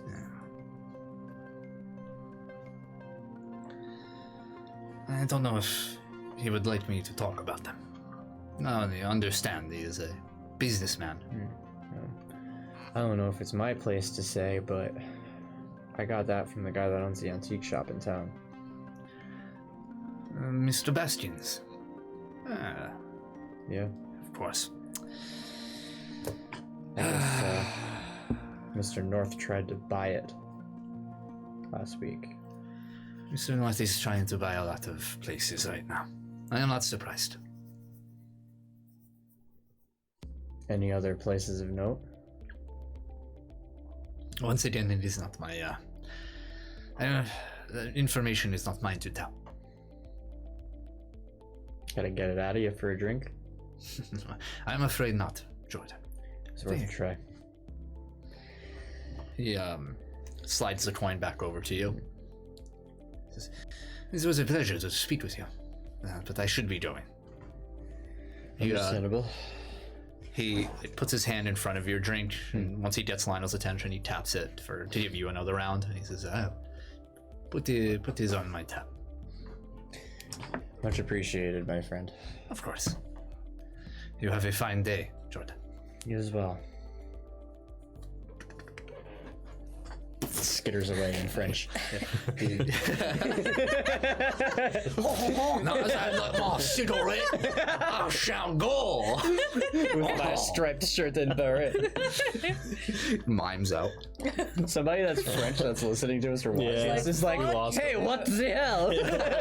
We I lost do him. not sound like that. That is a gross or cartoonish caricature. Oh my god, the entire country of France just banned the British. Fact. It's okay, I'm French. I'll show you, I have proof. I'm French too. Yeah, I'm French too. We did it, Reddit. All right. Anyway. All right. Does anybody else want to do anything throughout the day? Finish my round. I don't think so. I think I'm feeling good. Feeling good? Frenchman was very nice. Yes. Good? You sound pretty not convinced. No, it's fine. Nope, it's fine. Okay. A couple days are gonna pass. Okay. It's gonna be Friday. So it's gonna be the 9th. The only thing differently that Barrett is doing that he normally doesn't do is I'm living very openly those few days that go by. Okay. I'm Just coming out doing. Yep, just acting like a normal civilian.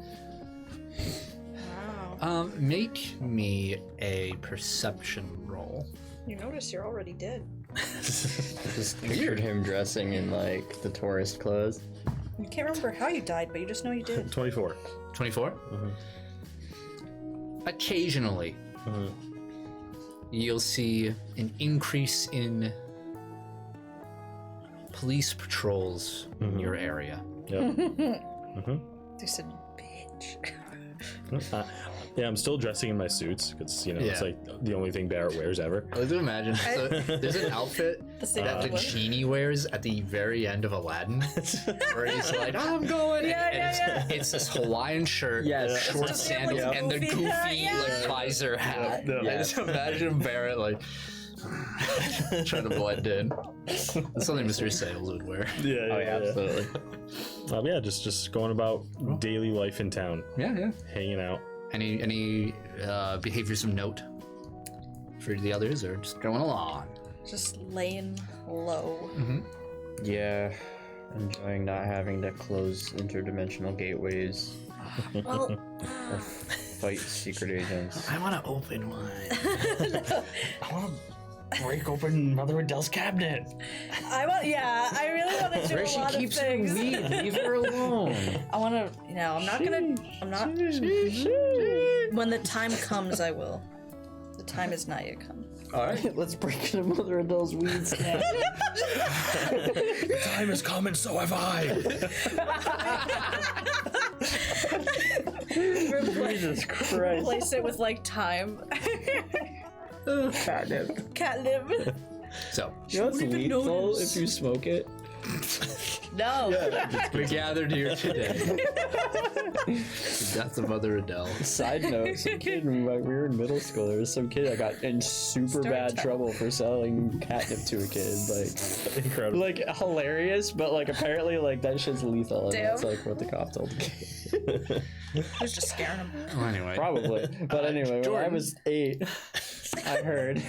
Jordan, you receive a phone call. It's about 1 o'clock. All of you noticed today it's pretty dense overcast. If you're monitoring the news or the radio, there's a storm coming. Again. Oh yeah, And while at home, you receive a phone call, Jordan. the last nor'easter. Rain, phone call, phone call. Rain, phone call. Hello. Jordan, and you hear Natalie. Hi. I have a. First off, how are you? I'm doing okay. Good. I have a bit of an odd request. If you would humor me. I mean, I guess I do kind of owe you. I can't go into the finer details. It is a bit of patient confidentiality. However, I was a little curious about this one. I have to go somewhere, and I need you to escort me. What are you getting at? I have to go up to the North Manor. I got a call from the house manager there, and Mr. North has been acting very strange lately. I've corroborated with this with many other denizens of Arcadian Haven. And some of his behaviors have given me, well, let's just say, it kind of rings with some of the stories you've told. Bad vibes. Which? I'm an empath. Oh my god. Kind of Click. And I'm hoping that you would bring Barrett and Arabella with you as well, since the three of you seem to be the residing experts on particularly strange things. I could be very paranoid right now. I feel very paranoid right now. I was gonna call you last night, and I talked myself out of it, but I just have this feeling. Are you? Just say yes or no. I don't know where you are. Are you telling me that there may be a portal of some variety in the North Manor? No, Then why do you need me? because I think something dangerous is there. But it could be completely unfounded, and I'm not saying I believe in the existence of these portals yet. I'm very close to, though, but I'm one of those believe it when I see it kind of people. I can respect that. I am too. And I don't want to be caught in a situation where I do see it, and I don't have the only people in town who know about them with me. Does that make sense? When do you want to go? We're going tonight. Oh, we are. Yes. Okay. If you could kindly tell them to meet at my house. Roderick is picking me up. Oh, he's the house manager there. Oh, Roderick, I know him. He's a nice guy. French. Very. Yeah, I that you mentioned that. ran into him at the bar the other night. He's a I good hope dude. you don't identify him merely by the sound of No, he was a very the nice strength of man. his character. He was troubled. He was troubled, but he was very generous. He's a good guy. Okay, All right. What time? he said he's picking me up around 5. Okay. So, thank you, Jordan. Hopefully, again, this is just me being paranoid. We'll see. Don't forget your crutches. I know. Trust me. I Thank you. just checking. Anyway, I'll catch you later. Click. Bye. All right. I hang up with her. I call Arabella. I'm like a good little kid. Remember that time that we spent the whole session on the phone? Let's not do that again. Hello? Hello? What are you doing? Hi, Jordan. Hi. So I just got off the phone with Natalie. Oh. Um, Did you finally have a chat with her? yeah, I actually wanted to let you know a couple things about that. But she has a favor to ask of us. And it's because of things I filled her in on. I see. What is the favor? Well, she wants us to come with her on a house call. Oh, that seems very strange. Why? Because something weird is going on with Roland North. And Oh. I think she suspects... How should I put this? Situations of the Umbra quality. You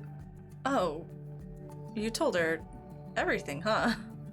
I mean, she kind of almost died because of us, so I felt she had a right to know. Yeah, I don't know. I didn't know if you would or not, I guess. I wasn't sure if I was going to initially, but again, I mean, she kind of saw more than I could bullshit, you know. Can you give me time to think it over? The last Umbra was kind of rough. What do you mean? Oh, well. there. It wasn't that bad. Yeah, I mean, like, we got a movie ticket. It was kind of cool. Some stories. It's very I thought it was okay. It was kind of you fucking made a cartoon. What are we talking about? Well, me and Barrett kind of found an Umbra at the Hark residence. Oh yeah, really? We checked that out like a week ago. Yeah, thank you for informing me of that, by the way. I mean, thank you for letting me know that you hung out with Sales.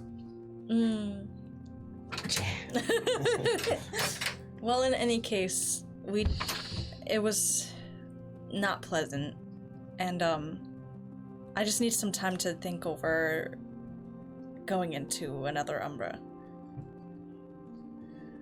Okay. When was she thinking? I mean, Natalie wants us to meet at her house at 5. She wants Barrett to come too. tonight? Yeah. I will do my best. Mother Adele has been gone for a while, so I've been pretty busy trying to keep up with all, everything around, especially since you're not here. It's been a little... You do it a lot here. Yeah, sorry about that. It's not your fault. Where's Mother Adele been? I'm honestly not sure. Just away. Is Lewis around? He is, yes. He's doing much better. Is he still disappearing as much as he used to? Just, doing what Brother Lewis does. A little bit of everything. Well, call Barrett and let me know what he decides, and if you all decide to go, I guess I'll follow. I plan on going. I just wanted to find out if you were interested. Sure. Alright, I'll let Barrett know. I'm gonna need to be picked up. We can make that work. Alright. Well, see you then, I guess. Alright. Be ready at 5. Click! Alright. I'm back, baby. Alright, now I'm calling Barrett.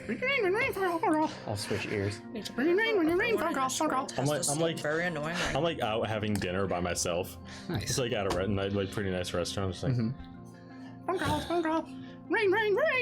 yeah, here we go. Hey, Jordan. Barrett, Yeah. want to get into some trouble with me? Again? I love the total different approach. What are you talking about? Well, I kind of filled in my therapist on my whole life. Natalie, Yeah. the one that died. She died? Dun dun dun dun dun dun. Yeah. Put them all on the table. All the cards. Tell me everything you didn't tell Jordan. She died? You were just talking to her. You said you filled her on your entire life. She didn't talk back. She died? Wait. Look, she's fine. Well- Obviously. Yeah, but when was it when the bomb went off? Because Arabella woke No, me it was up. when the bomb didn't go off. Yeah, it was when the bomb went off. I mean, you never know with us. Arabella brought her back from the dead. Yeah. Did she bring me back from the dead too? What? No. What? That's crazy. Man. The bomb went off. I fell out of the sky. People got catapulted. I lost consciousness.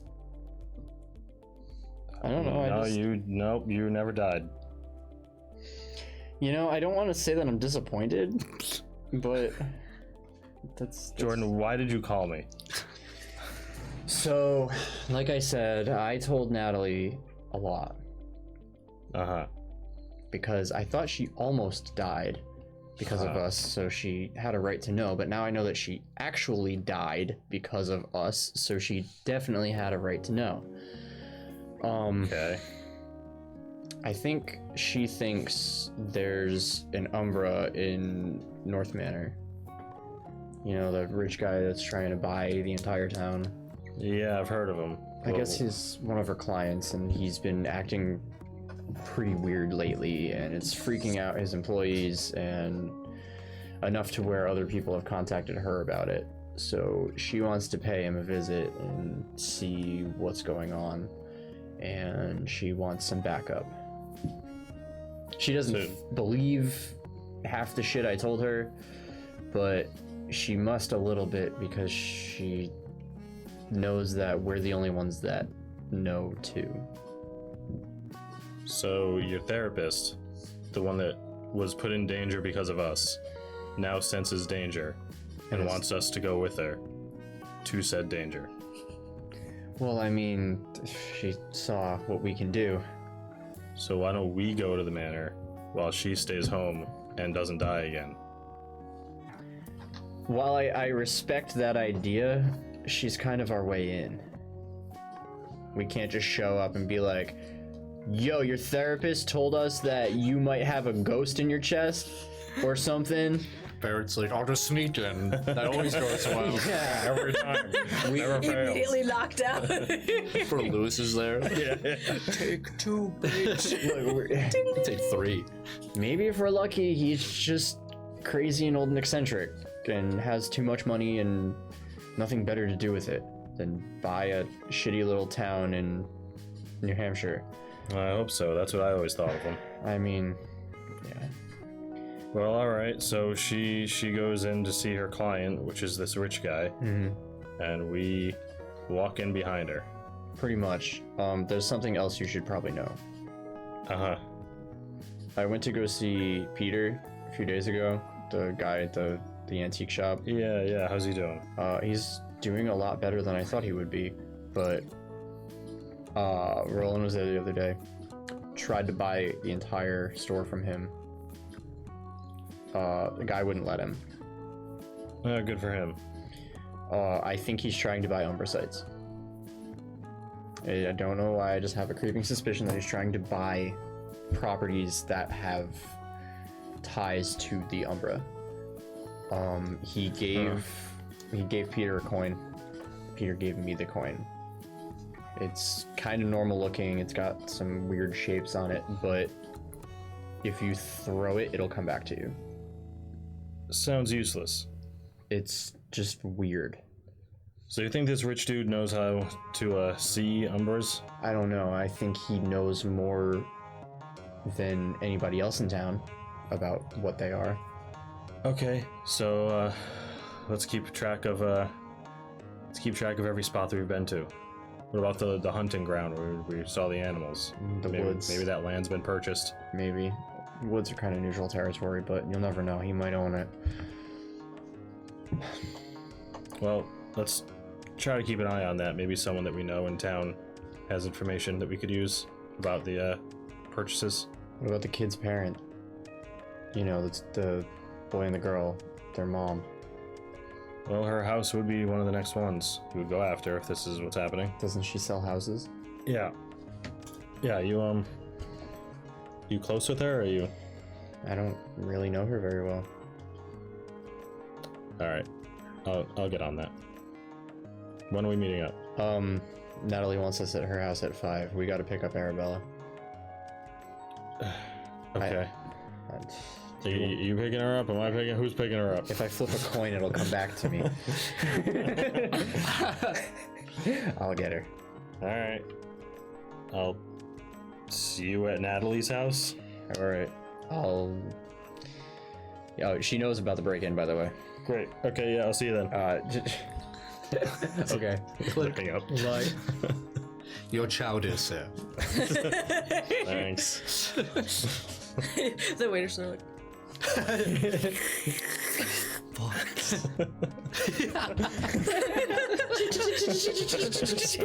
the sound of that chittering on a dish. All right. Anybody doing anything before the meetup? tell Olivia to cover for me again. You're really racking up the favors. For how long? You see what it's gonna be nasty out there. It's really important. I wouldn't go if I didn't need to. What are you doing? I can't tell you right now. Why not? I promise I will tell you very Are you soon. doing something bad? No, of course not. Make a persuasion roll. I would never. Smart.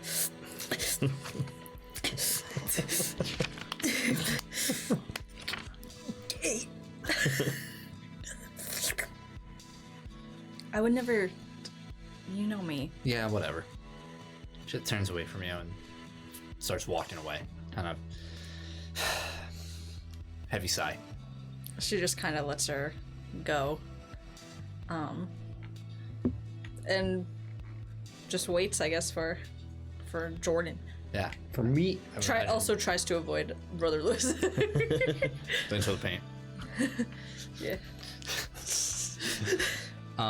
Okay. I'm gonna try to, before I go to Natalie's house to wait, I'm gonna try to lose my police tail. Absolutely. Nice. and Make a here vehicles roll. we go.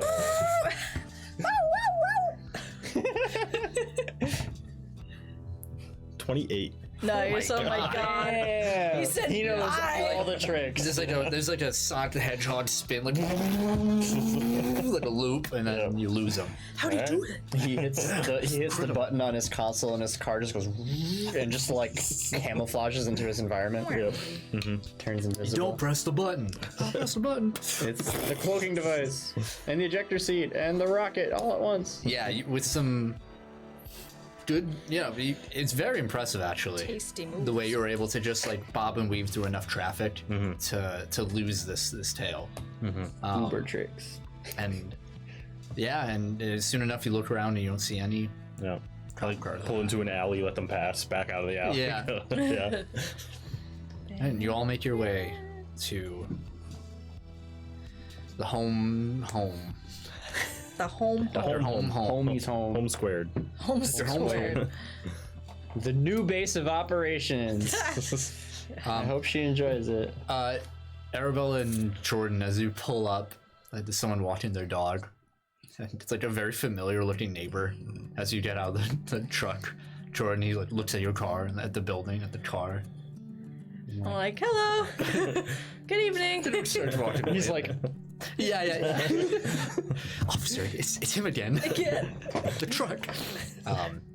Frank, this is the third time you've called this week. And I'll call a dozen more times if it protects this damn city. He drove by again. I'm like already inside having coffee. Yeah, absolutely. You're like, ding, ding, ding. The door opens. You see Natalie there. She's dressed like pretty casually. She has this turtleneck sweater on with these bell-bottom jeans. Looks very comfy. She motions you and like, hi, thank you so much for coming, Arabella. Thank you. I know, I don't know how much Jordan said, but it's a bit of a weird case. Oh, your friend's already here. Oh. Okay. Yeah, of course. How are you feeling? Better than ever, actually. Good. Thanks to you. I'm glad.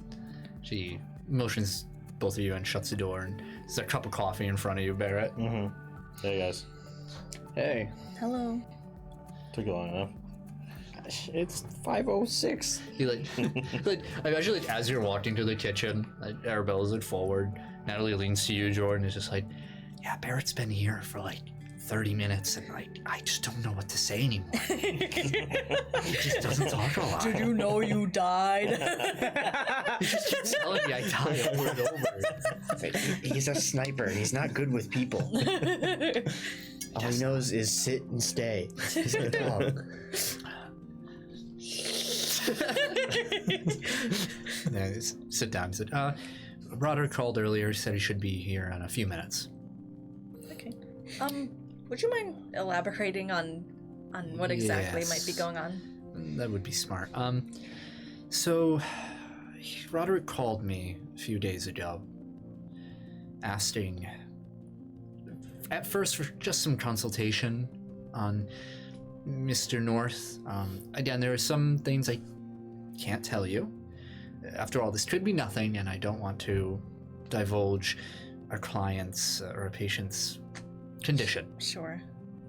But a lot of the behavior that he described was erratic.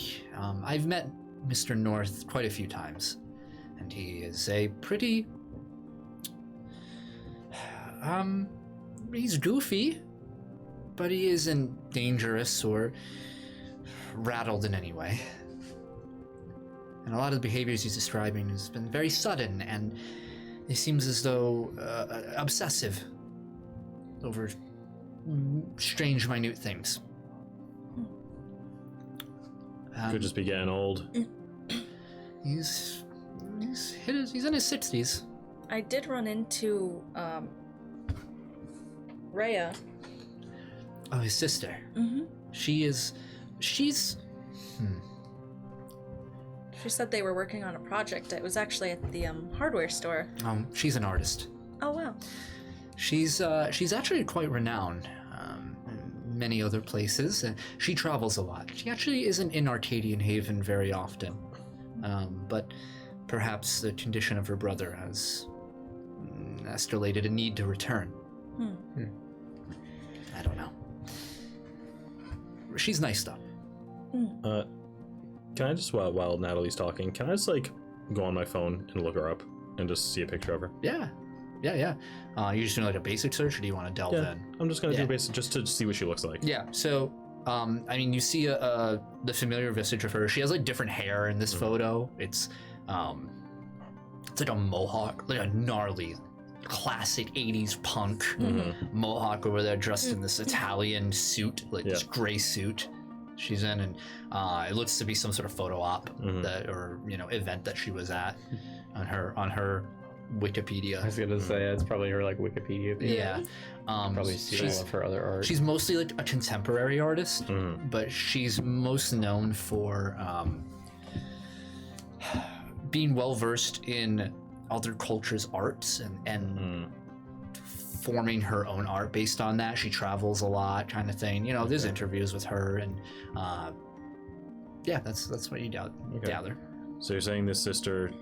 Do you think she's part of the problem? No, I don't think so. She tends to keep to herself when she's home, as far as I know. I don't know her too well. Like I said, she hasn't really been a part of Arcadian Haven much. She leaves quite often. Okay. Which not a lot of people here do. Understood. So, hopefully it's nothing. I imagine it's nothing. I'm 99% sure it's nothing, but consider me a little paranoid, as about this time a week ago, or a week and a half ago, I was bound in a closet next to a bomb. A flying man saved me and put me on the back of a very strange-looking motorcycle, and an angel saved me. So how are you so sure they're gonna let us into the house? Yeah, do we have a cover story here? Well, I mentioned that the three of you are friends of mine. And Roderick has been a bit desperate for company lately. I believe Rhea has as well.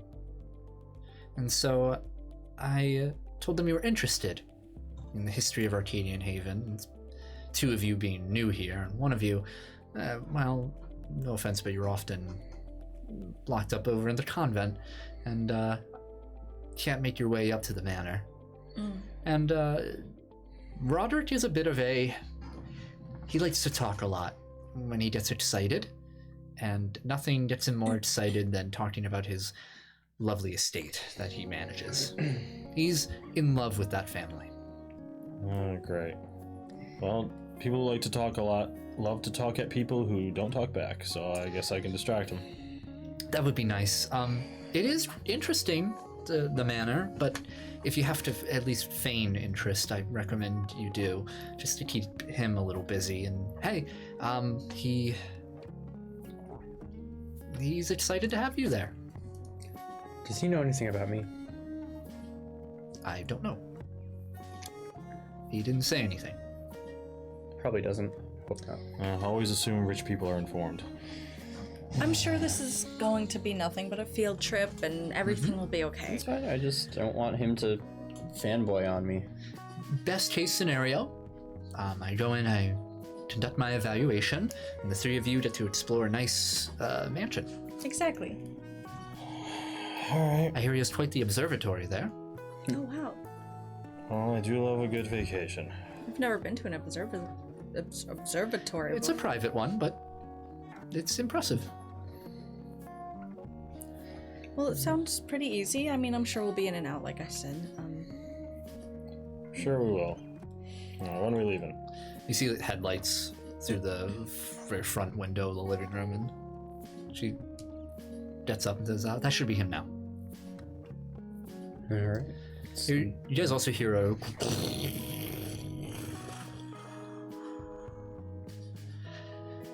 yeah, the weather should be pretty gnarly tonight.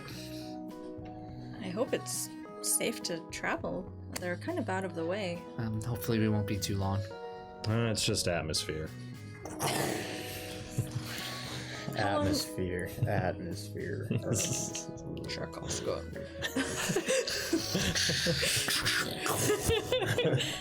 How long should your evaluation My trigger take? word. It depends on the condition of Mr. North. Okay. All right, let's go. She opens the front door for you guys and locks it behind them. You see Roderick. It's a black sedan in the front. Really nice, like a Buick. In the front over there. He gets out and he looks over to. He's wearing like a gray suit this time, and he looks over. He says, "Miss Holm, it is a pleasure to be here today, and of course your guests here. Jordan." Roderick. Now that it's over, he said, we have been acquainted before. Gives a little nod. You can tell he's sort of like in a work mode Yeah. now. And so then I am Roderick. It's a pleasure. Barrett. Reach my hand out. Shakes your hand. Arabella. A pleasure. Never my hand out. Good to see you again. Of course. Now that we've all... One of you have to sit in front, unfortunately. Oh. Shotgun. By all means. He has invoked the ancient right of the shotgun. So, as you can see, he opens the door for you. Yeah, I get in with my case. Just kind of put my case on my lap. As he's like, I will take that. He pops the trunk or the keys. No, really, I insist. Yeah. Hates it. No, that thing's gonna bust out. Does anyone else have anything else they'd like to have in the trunk? Don't have anything on me. Puts it in, opens the door for the rest of you, gets you all packed in there. Are you caught up on Mandalorian? Mandalorian? Yes. Like the... Is there a new season? No, but like the Oh, most I recent know. one, Yeah. When he flew coach. Oh, yeah. Yes. You all kind of like squeeze in over there. Very nice car. That's there. Hate leather seats. It got hot in the sun. Yeah. Yeah. It's October, you're fine. And starts the car and starts driving. It's a bit quiet at first. Just kind of like asking you how you are. Rain starts to fall. Not hard, but a showering. I chatted up with Natalie. Yeah. Then Jordan, you're on like one side. Then Arabella. Then Natalie. Third wheeling. Riding bitch. And you guys start making your way quite a ways north. It's gonna be about a hour and a half drive. If you look on the map, which might fade away soon, see that outcropping squibbly? in the mountains in the north? Yeah. Yeah. To the northeast?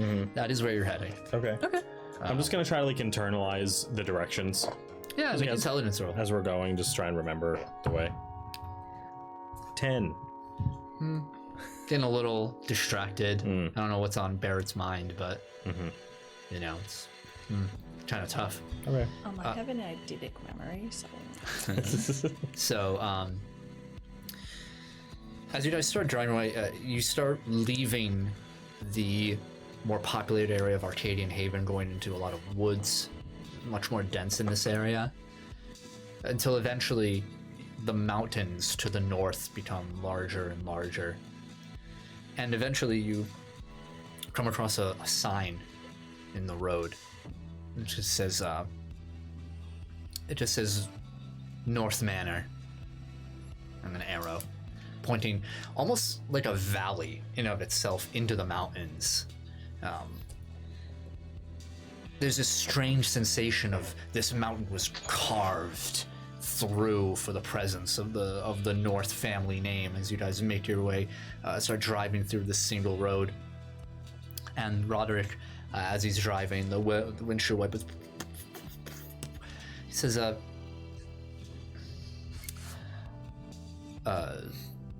the North family has been in Arcadian Haven since its inception, many years ago. But it wasn't until Grayson North, father of Roland and Rhea, that they decided to make what they were about to see. And as he says this, you kind of crest over a hill, and you can see down below is what looks to be a very, very small community of houses. It's about 3 roads set up about, well, yeah, about 2, like a pitchfork. So these 3 roads that split up with houses and buildings set up on each and every side, and they all converge in the center of this winding hill that leads into a building. Because of the rain, you can't quite make out what it looks like in here. You can clearly see it's larger than everything else Like here. campusy. Yes, precisely. He says, this is where a lot of the old workers of the North family would like to stay. They would like to bring over artisans from other countries for their projects, and engineers and whatnot to help build Arcadian Haven and fund and work on many of the projects here. And they would stay here. Very nice places, of course. Right now they are empty. And as you guys like drive downhill into this little community, it just seems it's just empty. There's nobody here. Creepy little ghost town.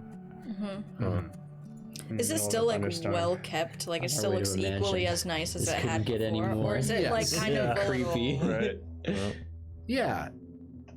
or does it's it look nice. decrepit? No, it's not falling apart. Right. It looks like it's still maintained over here. Like a lot of the greenery. There's no lawns per se. Just landscaping. Yeah, the landscaping is still upkept very nice. But here you're driving through. You go down the center road, and you're just surrounded by these empty buildings all around you. I'm just, as we're driving through, I'm just gonna quickly just out the window look to see if there's like a house that's maybe tucked away a little more, or like if there's one that's like a little bit like at one of the end of the roads, or like in the middle, like between a lot of like one that looks a little less like noticeable. Make a perception roll. In it, win it. 20. I think Nice. you can find this. You see these buildings stacked together, like these not apartment complexes, but these large residences, and there's a really thin one, like sandwiched between them. That if you're just looking as you're passing, your eyes tend to not linger on it, and Okay. it feels different, and it feels specialized in a way. Okay. All right. Just taking note. Trying to find a new place to squat and move out of the hotel. Yeah.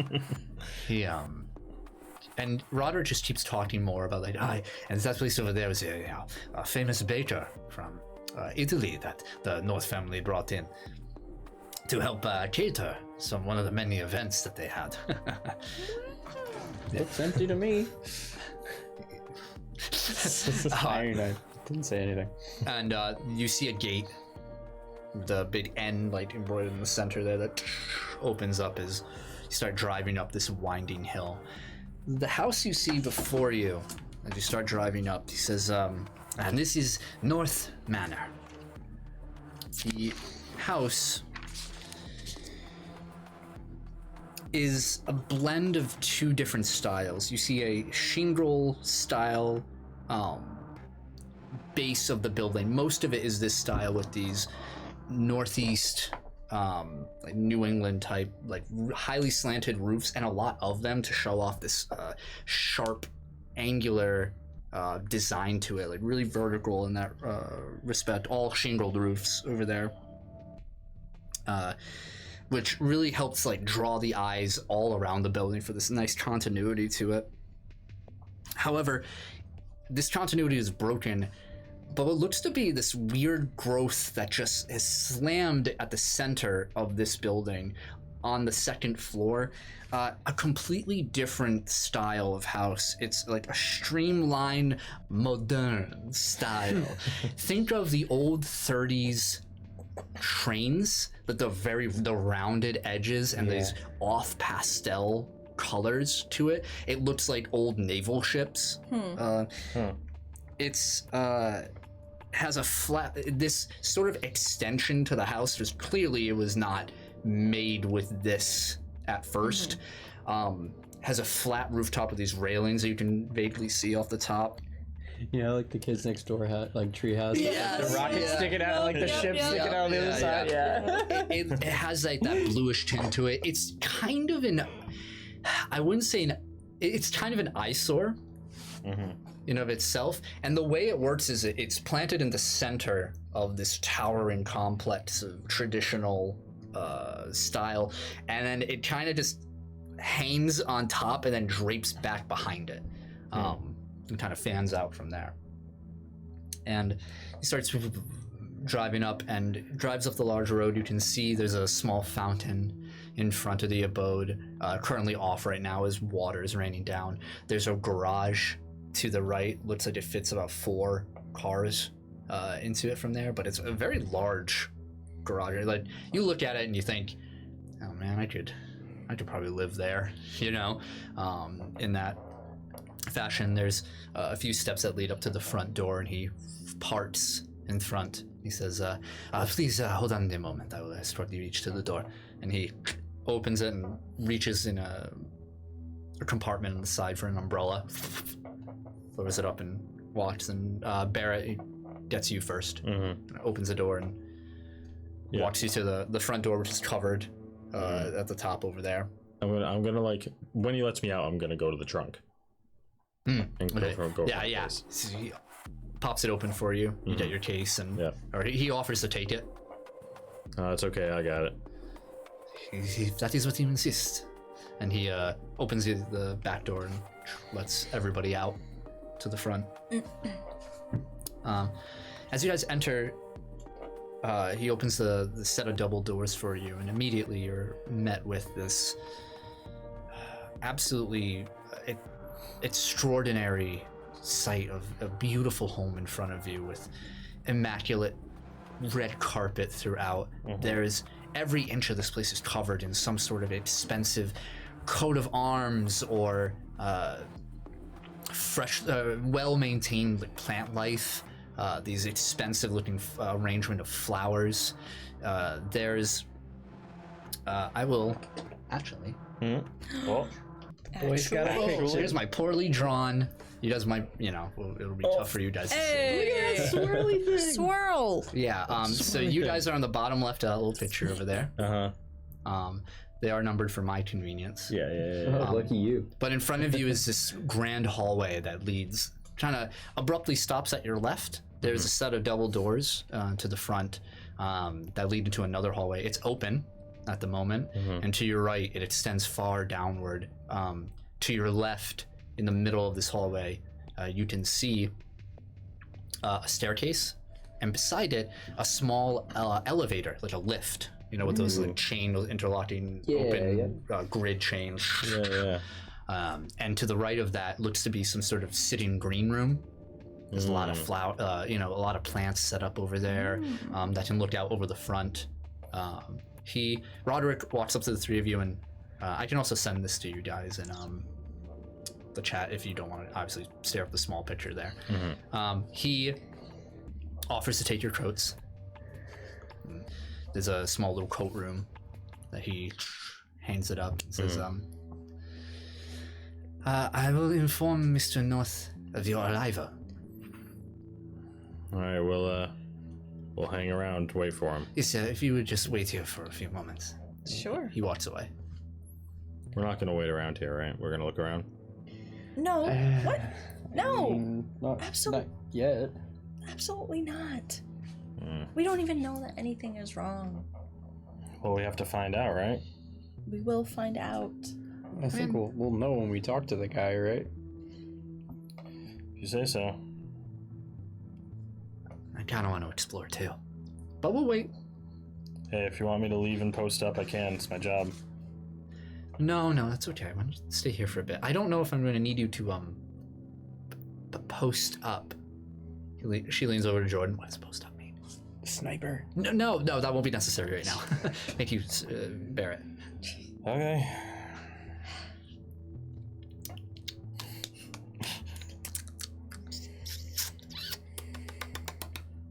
What a life it must be to live in a place like this.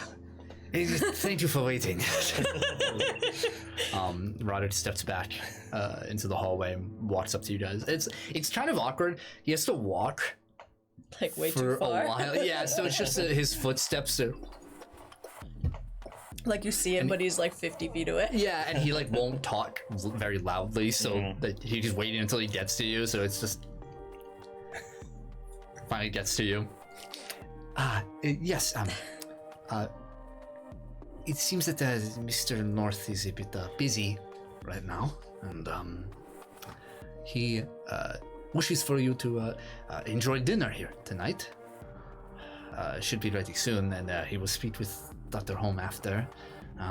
He looks a little awkward. I will tell the cook to prepare accordingly. It'll be a wonderful meal. I didn't expect a free meal out of this, but I'll take it. Sure, would you mind giving us a tour of the manor? Anything that you could show us? It's beautiful. He like beams up. It would be wonderful. Of course, please follow me. He ushers you guys through.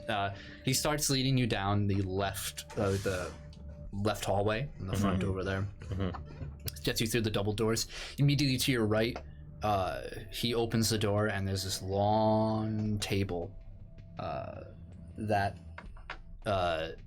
is currently being set by what looks to be this much older chef. He's wearing like the white attire. He has a very similar build to Roderick. He's very large. He has like these just callous knuckles. He looks more like a carpenter than like a chef. He looks up, and then goes into a door on the other side of the room. As he opens it, you can see that leads into a kitchen. He says, this is the dining room over here where we entertain many guests of the North family. And he just starts telling you details like, yes, this table was made back in 1945 by by Grayson himself. And he leads you over, and I'll just tell you, the other rooms over here. The room labeled 3, which is right across from the dining room, is a bar. Its own comfortable bar. It's nicely stocked in the corner over there with a lot of dark liquor. Seems to be a favorite of the North family. Straight above it is this fireplace room. So it's just this comfortable. There's like a couple large chairs in there, and Nice. a small piano Fancy. as well. It's the mandatory lounge. Yeah, Absolutely. of course. Mhm. That's how you know he's a villain. Yeah. Straight at He's the got end of the a lounge with hallway, a fireplace number 5, and a bar. and I do apologize for people listening who just listen. Yeah. But over there, at the end of this hallway, the last room, is a small greenhouse, another green room, like a sitting room. Okay. It seems as though the North family loves their plants. If I was only listening, I'd be upset that you weren't telling us in the accent. If you look over here, this is the green room. It's very, we have brought in seeds from all over the world to help cultivate a wonderful, vibrant environment. Tell me about the swirly room. I will get to the swirly room! So you look down the hallway, we will go back into the main hall and move down the staircase leading to the second floor, which I don't think is very pertinent at the moment over here. But He looks over to your right if you're walking down this hallway to the east. Over to the right, he says, this is to the door to the garage. I ask that you do not enter here. Mr. North has turned it into his private workshop for now, and he has asked to maintain a sense of privacy. When he says that, I'm just gonna I'm gonna look at the door just a basic look at what kind of lock the door has. Yeah, make a perception. Like if it's visible at all, or Gonna break it. Door from the visions. 26. It looks as though it's like a set of double locks there, like the switch lock, and then in the knob itself. Okay. Nothing extravagant. There's no Okay. beep boop boop boop. There's no Yeah. super advanced security there. Regular. And if you look over to the left, you'll see at the end of this hallway over here, it opens up into the rose garden. The swirly thing. Oh yeah, swirly room. Yeah. Oh, there's I'm so dizzy.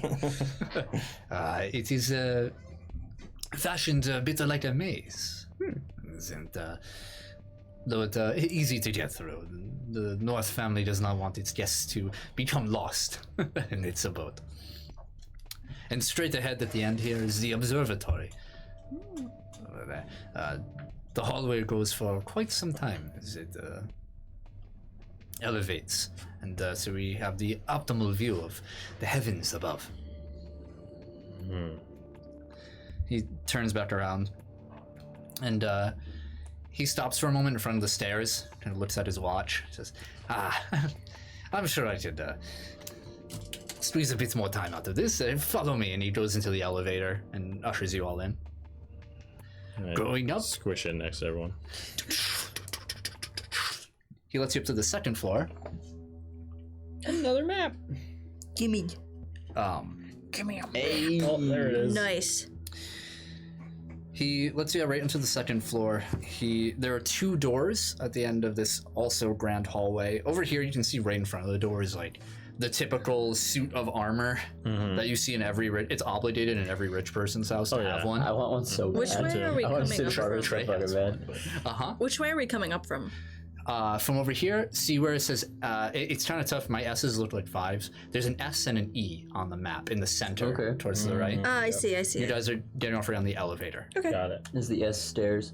Correct. Got it. Ding, ding, ding. You won. Hero point. You know what stairs are. On the left, he says, another way to get to the observatory. It's right, they are first left after getting off the stairs or elevator. On the other side, we have the... he looks down the hallway, like right behind you guys, and he says, this is the private quarters of the master of the house. I would ask that you do not disturb over there. And he quickly turns around and starts heading towards the opposite direction. He says, this way is to our guest bedrooms, and also our library. He walks over to number 9, on the bottom left. You have a library? He opens the door, and you find what looks to be 2 floors of collection of vast books. He looks over and says, this is my favorite room in the house, personally. It's an impressive collection. Yes, the North family is a collector of such wonderful pieces of art, sometimes first editions. That's amazing. I love books. It is a, portal to another world. I look over to Natalie.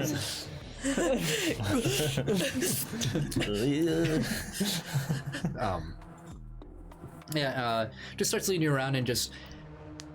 He spends a lot of time in the library. He says, I guess this is where we collect the newspapers of many different editions of events. He's just showing you around every which way. Arabella, within the realm of respecting privacy, she's gonna go up and look at all the books that they have, and I want to see if they have any books on the history of or if they have any books on religion or Do you want to ask Roderick, or are you just looking? I'll ask Roderick. So of course, we have plenty of books on the religious text over here. It is an interesting study. They're my personal collection, actually. Really? Yes, I am not a religious individual, but I find many of the literature to be stimulating. He ushers you over to this corner.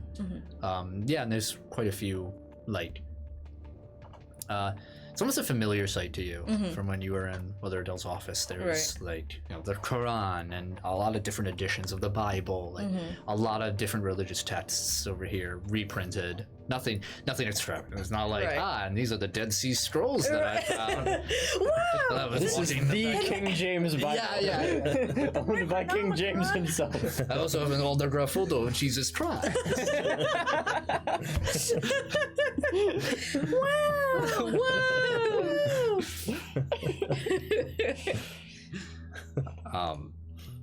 Yeah, and he leads you to it. Yeah.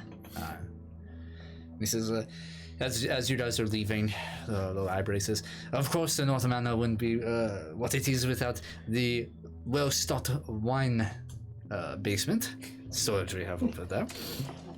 But that's something I will have to wait to show. Dinner will be ready, sir. Perfect. Sure. And he leads you downstairs. Boop. The button's nice. Back into the dining room, and he tells you to sit, and he leaves the four of you.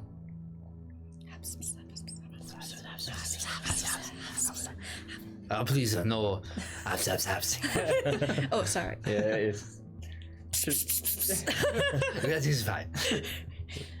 This mansion sure has a lot of stuff. yeah. Think that library and observatory and greenhouse and all that's just hobbies? I imagine if you have enough money, you would have many hobbies.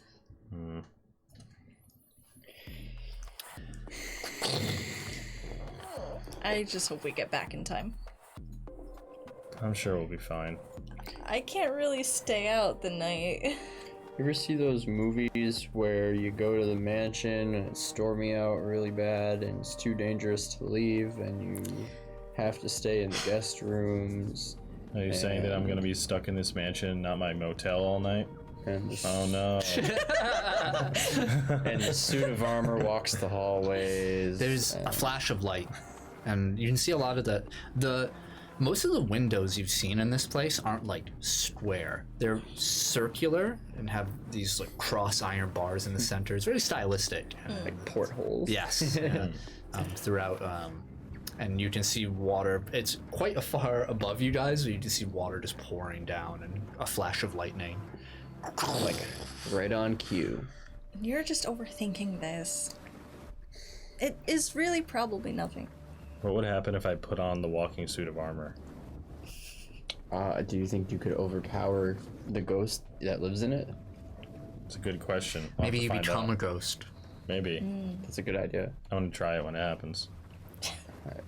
If you become a ghost, do you skip the dying part? Are you still alive if you become a ghost, or do you have to die to become a ghost? Wouldn't you just be a zombie? Yeah, would you be a zombie? What happens to a zombie's ghost? I feel like a zombie is like when like somebody like doesn't have a ghost, like soulless people. The door soulless people opens. die in the The door opens. It's like, holy shit! You don't see Roderick come in. You see a familiar person to you, Arabella. You see in her contrasting hair, dressed in what looks to be this long, like these overalls that are just covered in paint. You see Rhea North step in. Oh. Hello again. Did we interrupt? Hi, what are you doing in my house?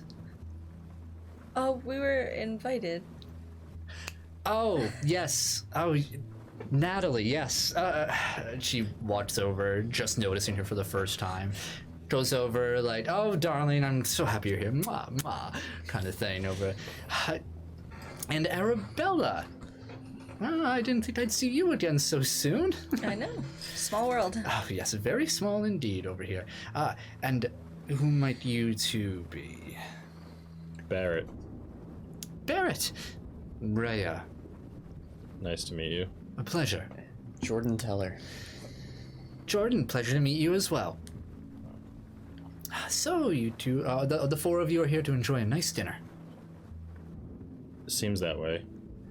I guess Mr. North is running late. And it's just like my bro. Oh, that's fine. He's been a bit in a haze lately. I think he wouldn't be the best dinner conversationalist. What makes you say that? She pulls up a chair right next to you, Arabella. It's like Jordan, Natalie, Barrett, Arabella, now Rhea. She says, he just keeps talking about the same things over and over and over and over and over and over and over and over and over and over and over and over and over again. You feeling okay? I think he's a little hysterical. Well, I hope everything's all right. Oh, he's gonna be fine, I imagine. Well, good thing the doctor's here, and I point to Natalie. Yes, of course, Natalie is the best. Dr. Home. The kitchen door opens. At that point, you see the chef comes out with this wonderful spread of, like, quail. It's a fancy food, right? It's just live quail. Yeah. It's like banging on the top tray thing. You're like, shows it right there. Like an ostrich egg. Yeah. Oh, absolutely. It's like, yeah, a pure ostrich. He cracks it open and, like, It's a century egg. it's a century egg, yeah. Try it. He brings out a basket of bread and a lot of preserves and jams and this homemade butter that's made in-house over here. The smells hit you immediately. Just waft up your nostrils and clean your brain with these wonderful sensations of just warm spices. He brings out some mulled wine for you guys to drink. Rhea is an interesting individual who is, as soon as she is in a room, everything becomes centered on that, and she commands everything around her. She just says, like, so Jordan, where are you from? The city. Which one? New York. New York. I was just there a couple months ago over there at an exhibition. Oh, the wonderful city. It's true what they say, it never sleeps, and sometimes I feel I don't either. But I think I fit in quite well over there. I'm not originally from there, but Oh, I see. I lived there for a period of time until things happened and I made my way here. Yeah, place has been a bit of a mess these past few years for obvious reasons. Yeah, I took that as my cue to leave. Barrett, yourself? Are you a city boy? Kind of a little of everything. My job has me travel pretty much all over the place. What do you do for a living? Bodyguard. Oh, interesting. What brings you to Arcadian Haven? There's not a lot to guard from. Yeah, kind of just hoping to live a little bit of the quiet life out here. Oh, taking a holiday, I see. Yeah, something like that. Nice. I love your suit, by the way. Oh, thanks. Custom made? Yeah, Very good. You have to tell me the number of your tailor. will do. And Arabella, how's the convent? How's everything going over there? Good. We're we're doing our thing. Of course. Day in and day out, there's something to be said about, she thinks for a moment, comfort in your schedule. Yeah. You can see, like, as Barrett's sitting here at this dinner table, he's setting his, like, he's making sure that all the utensils and glasses and plates and everything are set up very properly. Okay. Not that he's ever done this before that you've seen when he's eating, but, like, he knows the etiquette. Oh, He's like- interesting. He's a fancy doing- man. Yeah. Yeah, okay, interesting. Yeah, Meanwhile, Elbra's like, all three of you made a perception roll. perception, you said? Perception? Correct. Oh, I got 19. a nat 1, baby. Oh, jeez. Jordan, you're completely distracted. Maybe in Like, why is conversation everyone with her. moving their forks? Why do I have 3 forts? What was your total? 19. So Barrett and Arabella, you do see Ray is clearly distracted, maybe with Jordan here, and she's talking, and you just see a bulge in the tablecloth moving towards like the bread basket. Oh no. I immediately like look. You on it? Yeah, I'm like. Made a stealth roll. With Jordan, roll me a presence roll. 6. Okay. No rolling help. like shit No help tonight. from Jordan. 22. Oh wow, you don't Got need it. it. You feel pretty confident. You feel a furred individual pull in, and you see, yeah, you have Bowie.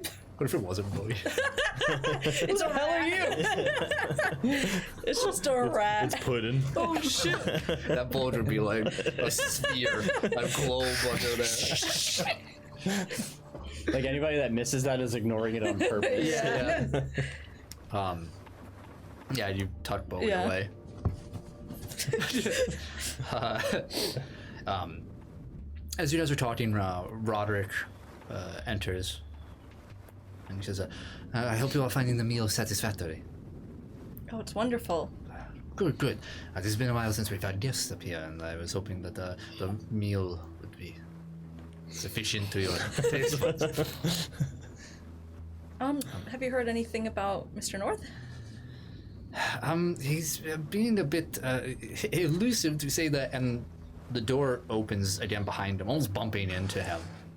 And you hear, I'm here now. Sorry to keep everyone waiting. And you see Roland North enter the room. Haven't seen him once before at Lacey LaCroix's service, but just a reminder, he's a really, really fit, like one of those really fit older gentlemen in their 60s, dark complexion. He wears, right now he's wearing a robe, just this very lavish silk robe. It's really nice over here, but a little inappropriate for what's happening right now. He has a familiar Dreamcatcher necklace around his neck. Yep. He's glistening, like he's sweating a lot over here. Yes. What's his hair like? His hair? Let me tell you, so I don't get it wrong. Is he bald? No, bald. I don't. He's rich. That's right. He's only bald if it's a power move. Isn't what's his name bald? Bald men or rich men are Isn't only what's bald his on name purpose. bald? Bezos. Yeah. Yeah. Power move. Yeah. See, exactly. Rich men are only bald on purpose. He just has short white hair throughout, a little bit of a receding hairline. This is important. It is. And he enters in and says, "Yes, I'm sorry I'm late over here. Sister, pleasure to see you for once in my lifetime over here. Late every few months." So he just walks down. She says, "Yes, brother. Wonderful." Kind of sits down, deflates a little, and he goes to the head of the table. And he says, he pulls up a plate of food, just starts cutting and eating. Roderick has his hands behind his back, just...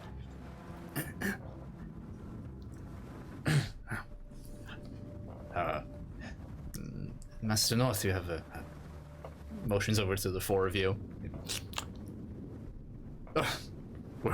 Where are my manners, I must say, over here?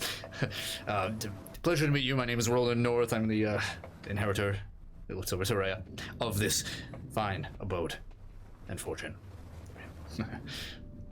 Nice to meet you. I'm Arabella. He reaches across the table and shakes your hand. It's like, Jordan Teller. pleasure to meet you. Barrett stare. Good to meet you too. And he like shakes all your hands a little too long, like a few extra shakes. It just pulls back away, and just doesn't talk. Yeah, I'm just like slowly eating. And Dr. Natalie Holmes. Oh, yes. Oh, yes. looks over to Roderick, who doesn't meet his eyes. I suppose we'll be having a conversation after dinner. That would be the reason why I'm here, yes. Very well. And what are the three of you doing here? Assistants? Friends of, Miss Home. I think she just wanted some. They are humble guests of the house, sir. Wish to explore and take in the historical value of Arcadian Haven, and waves them off. We're new around here. This is And she don't go out much. he like this. It's really quiet. Even Rhea's stopped talking. Just a clinking of silverware, and then you hear a. He slams the silverware to the table. He says, "Do you all want to see something incredible?" And Rhea, Barrett's like, absolutely. Rhea says, "Not this again, brother." Yeah, I speak up and say that's the reason I'm here. I'll show you something interesting. Wait for one moment. Sir, I do not think I'm so sorry about this. And a couple minutes pass, and the door opens, and you see Roland holding what looks to be this large chest-sized safe. This old metal safe. You see,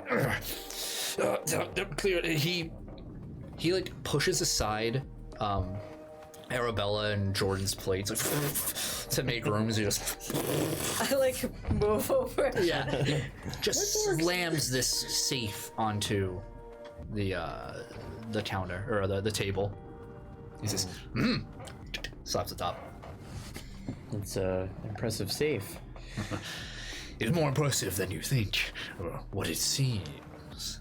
I look over at Rhea while this is happening, just to like see her reaction to what's going on. He starts talking, and as he talks, she starts she lips exactly what he's saying. He says, "This is the most wonderful thing you've ever seen in your entire life, I assure you. What you're about to see is nothing of this world. And it will revolutionize the entire industry of portable storage." Sorry to stop that. Sounds fascinating. For you see, it looks to be a normal safe. But when I put in the combination, he turns it and like doesn't let you guys see. Like,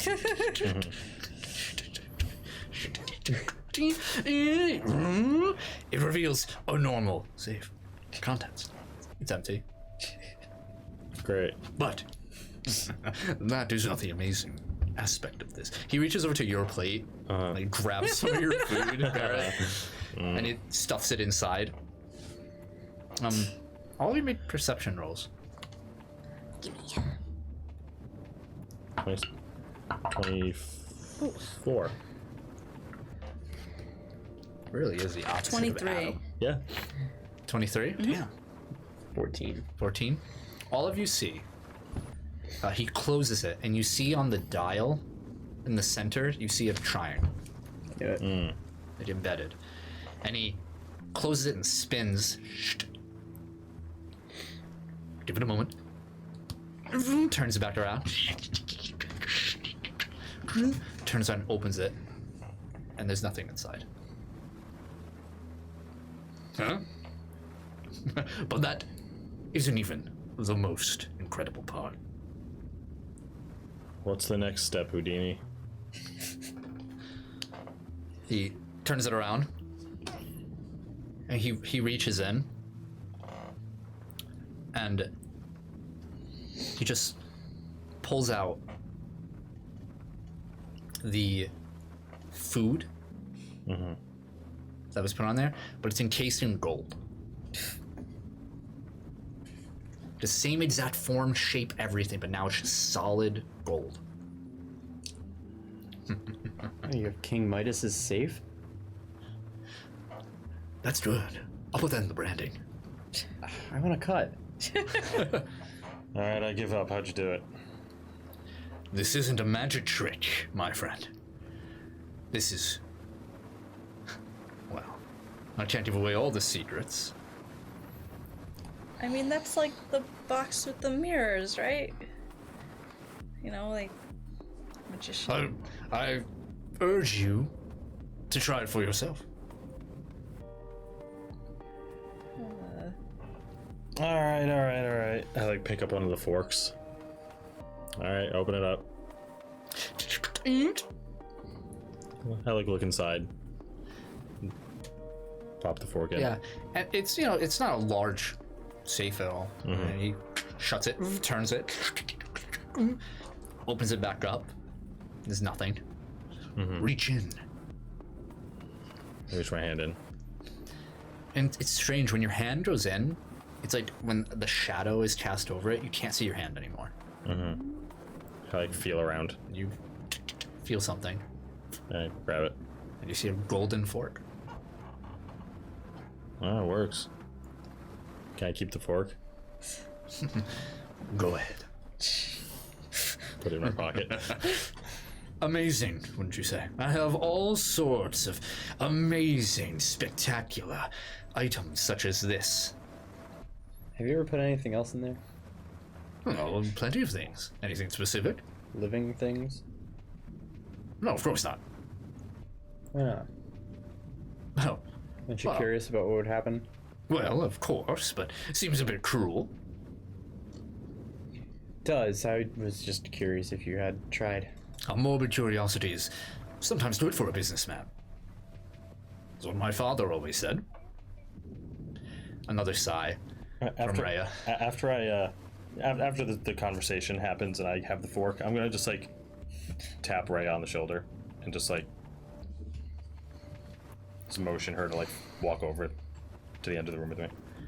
She stands up, and Roland doesn't even notice or care. He's just engrossed in the fact that you guys are fascinated in this device, and you watch the back. She says, crackpot, insane, Those some good words. flabbergasted. Yeah. When did this whole thing start? Fairly recently, I want to say a couple weeks. I mean, I know you're not around here often with your work and all, but did he come across something that changed his attitude towards this stuff? The first of many objects that he has? An oddly specific question, Barrett. Yeah, and I'm hoping for an oddly specific answer. I don't know if of the item in particular. Alright. He keeps showing off different things.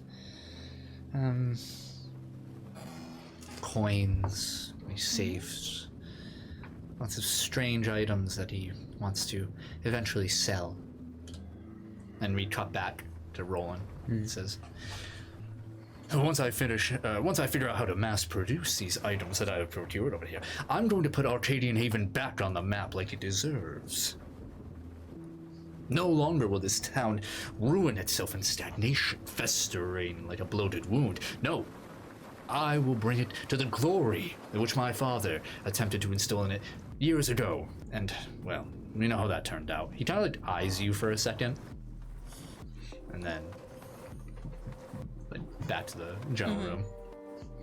I kind of give him a weird look, like, It wasn't me, bro. what do you mean? Bruh. Bruh, right here. No. So, So, you are in a very rare position where you can see Arcadian Haven before its greatest boom. so how many have you created so far?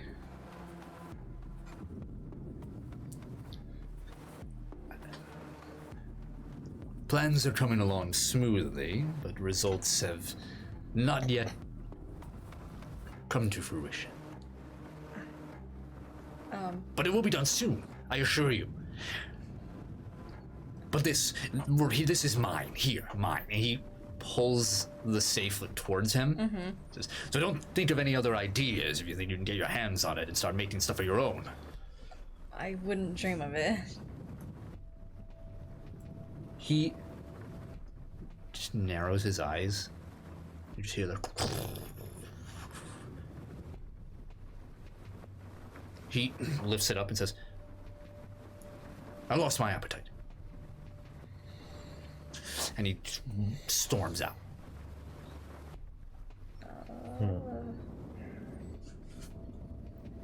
That was strange. A peculiarly greedy man. I'm very sorry about the way he has acted over here. I thought he would be much better today. Or in front of guests. He must just be stressed. Please, enjoy the dessert as it comes out. Don't let my master's odd, and I do insist, odd behavior. Do not, Man Sorry. struck gold somehow. I don't know if I can blame him for being protective of it. Have you seen any of, I mean, not to pry or anything, but does he have other items like this? He has odd little knickknacks and other small. That was the largest one he has ever shown off, actually. Huh. But yes, he has been obsessed with these over the past few weeks. Maybe half a dozen. Half a dozen. Oh. Yes,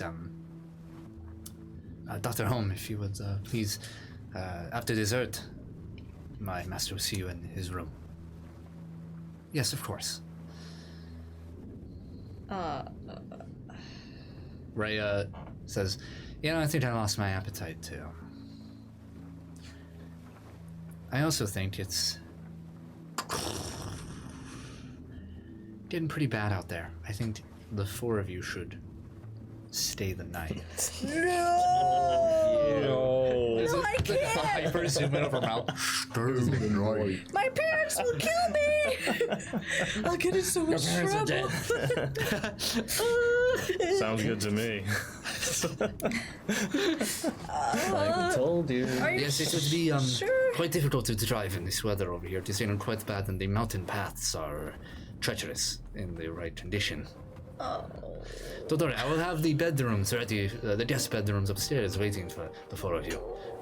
It will be the most comfortable stay you will ever have. I'm sure it'll be amazing. Oh.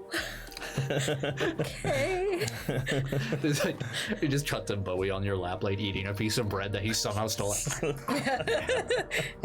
Do you think the statues in the garden sing? Maybe. They probably do. Do you think if I get in one of them, I'll be singing? I think. Are they ghosts? Yeah, they're possessed by ghosts. Because it's What if they're Disney. automatons? Guys, I'm gonna get in trouble. Maybe they're golems. That's why they're made of stone and can sing. That's a good one. Golems. Golems. No, that's the homeowner. Gollum. So, he, Roderick leaves, leaving the four of you there. And eventually, after dessert, comes in a nice like a spread of parfaits and tiramisu. Everything also is obviously handcrafted. Oh yeah, absolutely. That's the good stuff. This Who made it, but That someone good. did. someone gives it That compliments to voodoo. the chef, and he's in the doorway like fades away. He was a ghost chef, and of course. I expect nothing less. Roderick brings you to the bedrooms, not to retire, just to show you each one. Boop. The ones marked 10 are bedrooms on the map over there on the second floor to the left side. He's gonna put Arabella, Jordan, Barrett in that order. Okay. And then on the 10, right next to the 9, that's going to be Natalie's room. Okay. Are Your we going? rooms, Wait, which way? Arabella, Like top or bottom? top. Okay. In descending order, so Arabella, Jordan, Barrett. Each one of your rooms has a small balcony inside over there. The room itself is nice queen-size beds for you guys. Where there has the like the bedpost that has like the you can draw curtains around it over there. Canopy. As you guys are, he ushers you through. You notice that what was once this sort of set of double doors to your right, it's now opened, and you can see right through it. You can see a stark contrast to the architecture down this hallway. It's in the center of this map. So you can see it leads upward. Everything is this metal, rounded corridor that leads to another set of doors. And all on the walls are just these spiral, like, abstract art patterns. And Robert says, that is Lady Ray is in the room. I do suggest going there sometime to maybe see what she is working on. She is always open to questions about her projects. And they are quite spectacular. Sounds interesting. Maybe we will.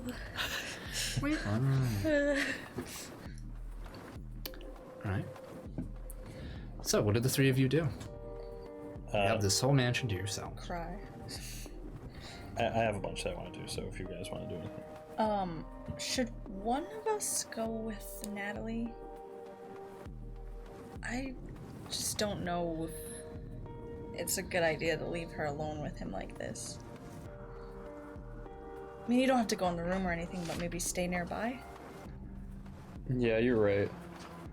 I We mean, should keep an eye on the whole situation. That is why we're here. yeah. And Jordan, that's all you.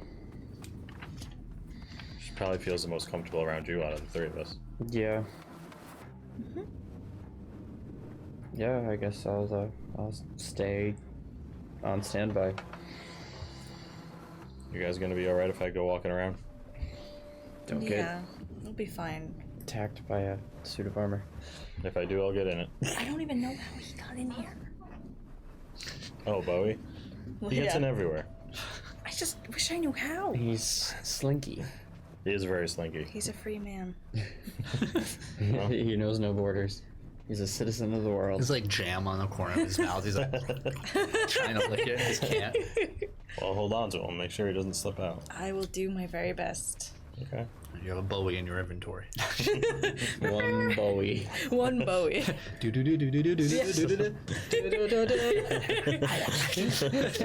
like trying to bite your wrist. And I'm gonna walk back downstairs. Walk back downstairs? Yeah. Okay. Jordan, you and Natalie head over. She says, Roderick said I should meet him in his quarters, this way, I guess. He starts walking towards the northern section, the top right section over there. As you start winding down this like grid-like hallway, everything starts to look just kind of. It's like when you're looking down a hallway of a hotel, how the patterns kind of just blend in. It looks like a liminal space in of itself. Like the hallways seems to extend far longer than they actually are. And she just walks down with you. She says, I mean, he's a little, but nothing too crazy. No, What do you think of that safe, though? I can't explain the safe. I can't begin to. He seems very protective of his discovery. He doesn't want anyone to steal it from him. If I had a gold-making machine, I guess I would be a little secretive of it, too. Yeah. I wonder what else he has here. You arrive at a set of doors. He said, all right, this should be the one. And the door cracks open, and you just see Roland peeking out. He says, I guess it's time for my evaluation. Yes. Yes, Roland. All right, you come in. You don't. I figured as such. It's a door. She looks at you the whole time as she enters. I'm not trying to rob you. Arabella, what are you doing? I'm gonna put. Actually, I'm gonna go in my room and see just like what's over the like what can I see from the balcony? Okay, it's downpouring. Right. So you have to look through like the glass doors into the balcony. Unless you want to go outside, feel free. Let's see. It it overlooks this nice, like, actually, make a perception roll. It's actually really hard to see. Got it. Starting to get darker.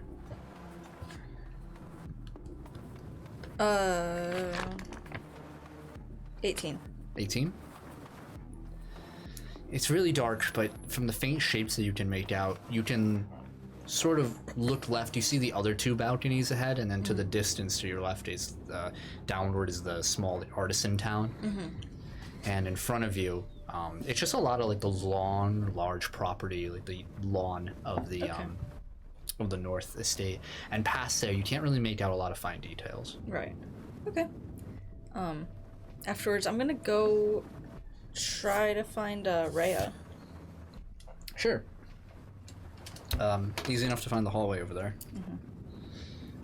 So, as you step through, there is a set of like these steel doors in the front, but they have like normal knobs. It looks kind of strange. It looks like it would be like a vault door, but it just has like a doorknob.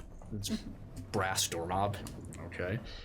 So then step in and you open it up, and the room in front of you it's like the size of a basketball court. It extends pretty large out, and it's set up in this trapezoid pattern, sort of narrows as you move forward, and it elevates up. So you have this flat plane in front of you. It takes up like the bulk of the room itself, and then there's stairs that lead up to this open, like it's like a loft almost. I got you. That you can't quite make out what's over in that direction. There's a lot of like walls in the way, but in this main area itself, there's tarps all over the walls covered in splattered paint and canvases. You can even see past these tarps.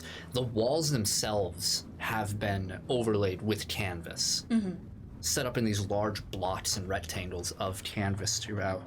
And there's all sorts just littered throughout this place, sculptures and statues of different varieties, and some of them have tags in front, more for her, written in like what you can presume is her handwriting, like the names of them or anything, and they all have their own little areas. It's chaotic though. There's nothing really orderly about it. Sure.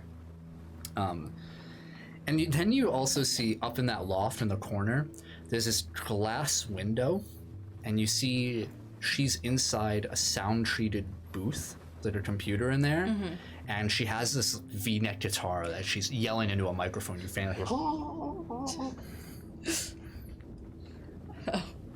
I like take a peek in, and I like try knocking, like hey, Yeah. hey. Yeah.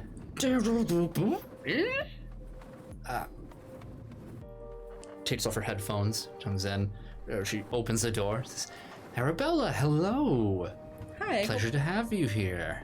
Yeah, I hope I'm not disturbing you. No, I'm just working on another album over here. And she, like, starts putting her stuff down, and you can see next to the door, it's, you can see, like, tour posters for her. A whole list of different band names. Like, she doesn't stick with one band for too long, and they range from different genres. As you can see the posters, some of them are like a punk style, others are like this avant-garde electronica vaporwave. What's the one? Scree? What was that?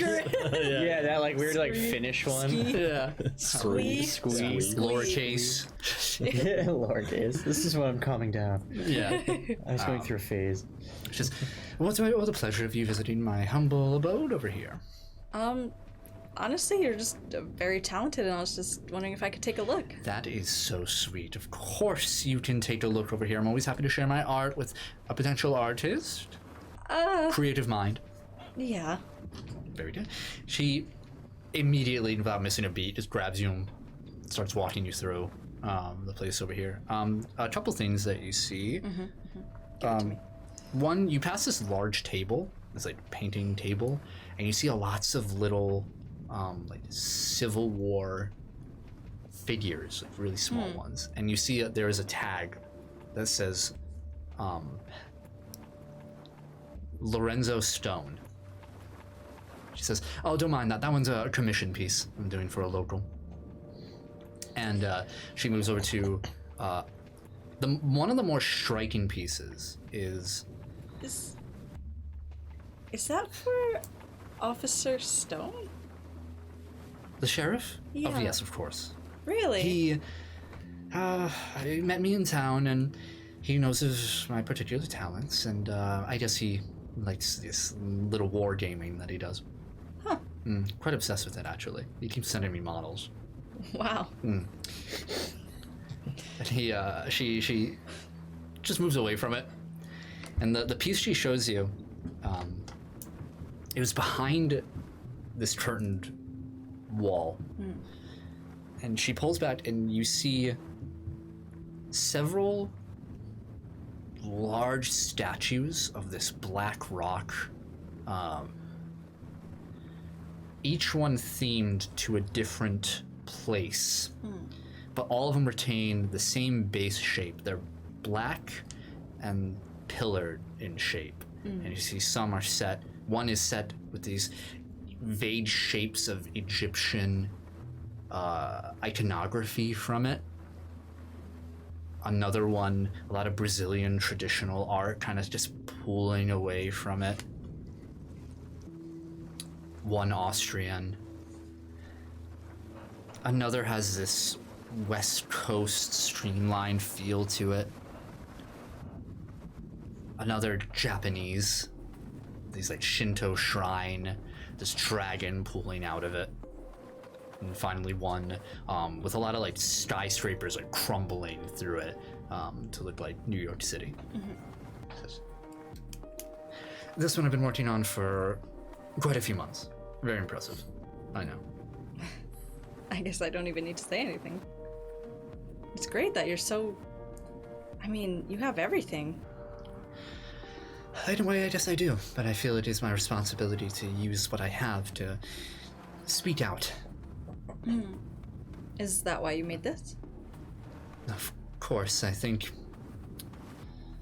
when the material parallax happened years ago, it was a bit overshadowed by the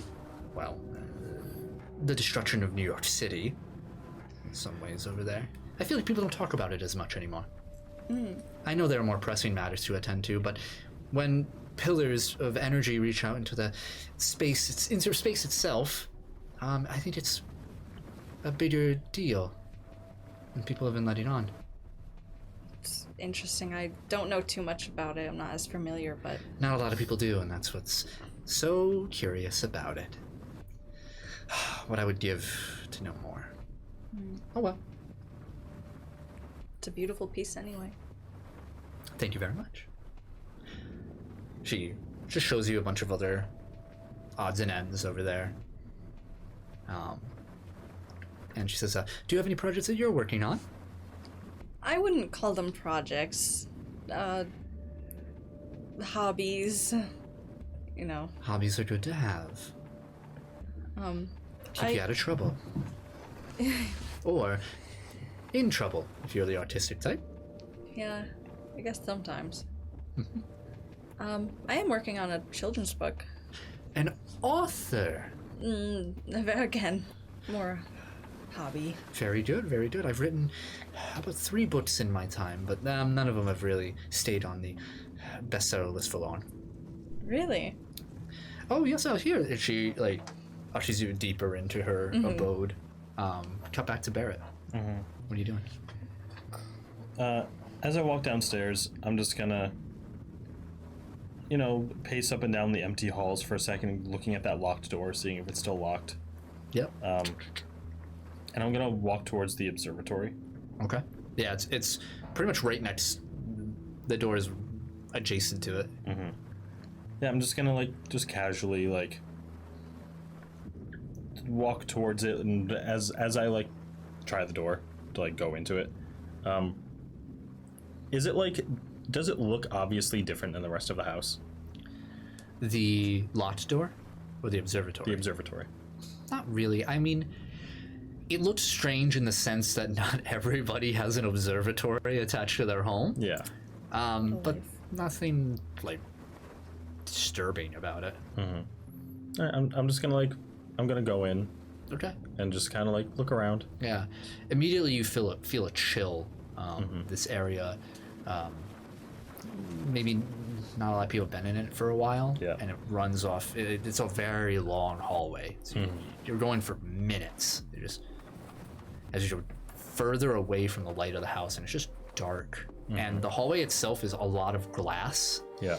And it's just raining all around you. Okay. You make your way into this set of double doors that opens up into a circular building with a dome cover, and you can see it.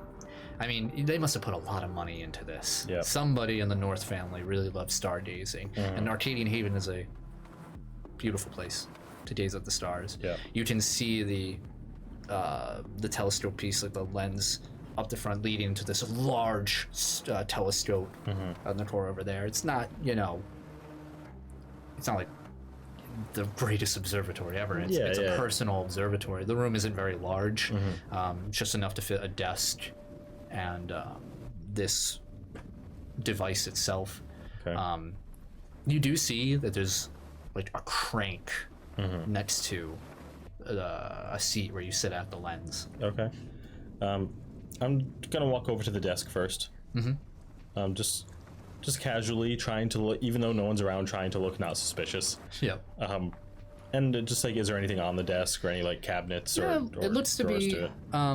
it's covered in papers of like coordinates and just observations. You can see like the number named of like stars and stuff like that. Looks kind of old. There's a bit of dust on the table here. If there are any papers that look newer, like less dust on them, I'm just gonna. Well, is there one first? I guess. Yeah, you can find like the top seems to be the most recent. It's dusty, but you didn't get it. I'm just gonna quickly just like take out my phone, just take a picture of it, Okay. and then I'm gonna walk over to the telescope, and however I don't really know how, or Barrett doesn't really know how this functions. Yeah. But he's just gonna try to like look into it. There's a little podium next to it with like a laptop onto it that's off, and you look into it and you don't see anything. It's just like pitch black. Yeah. Okay.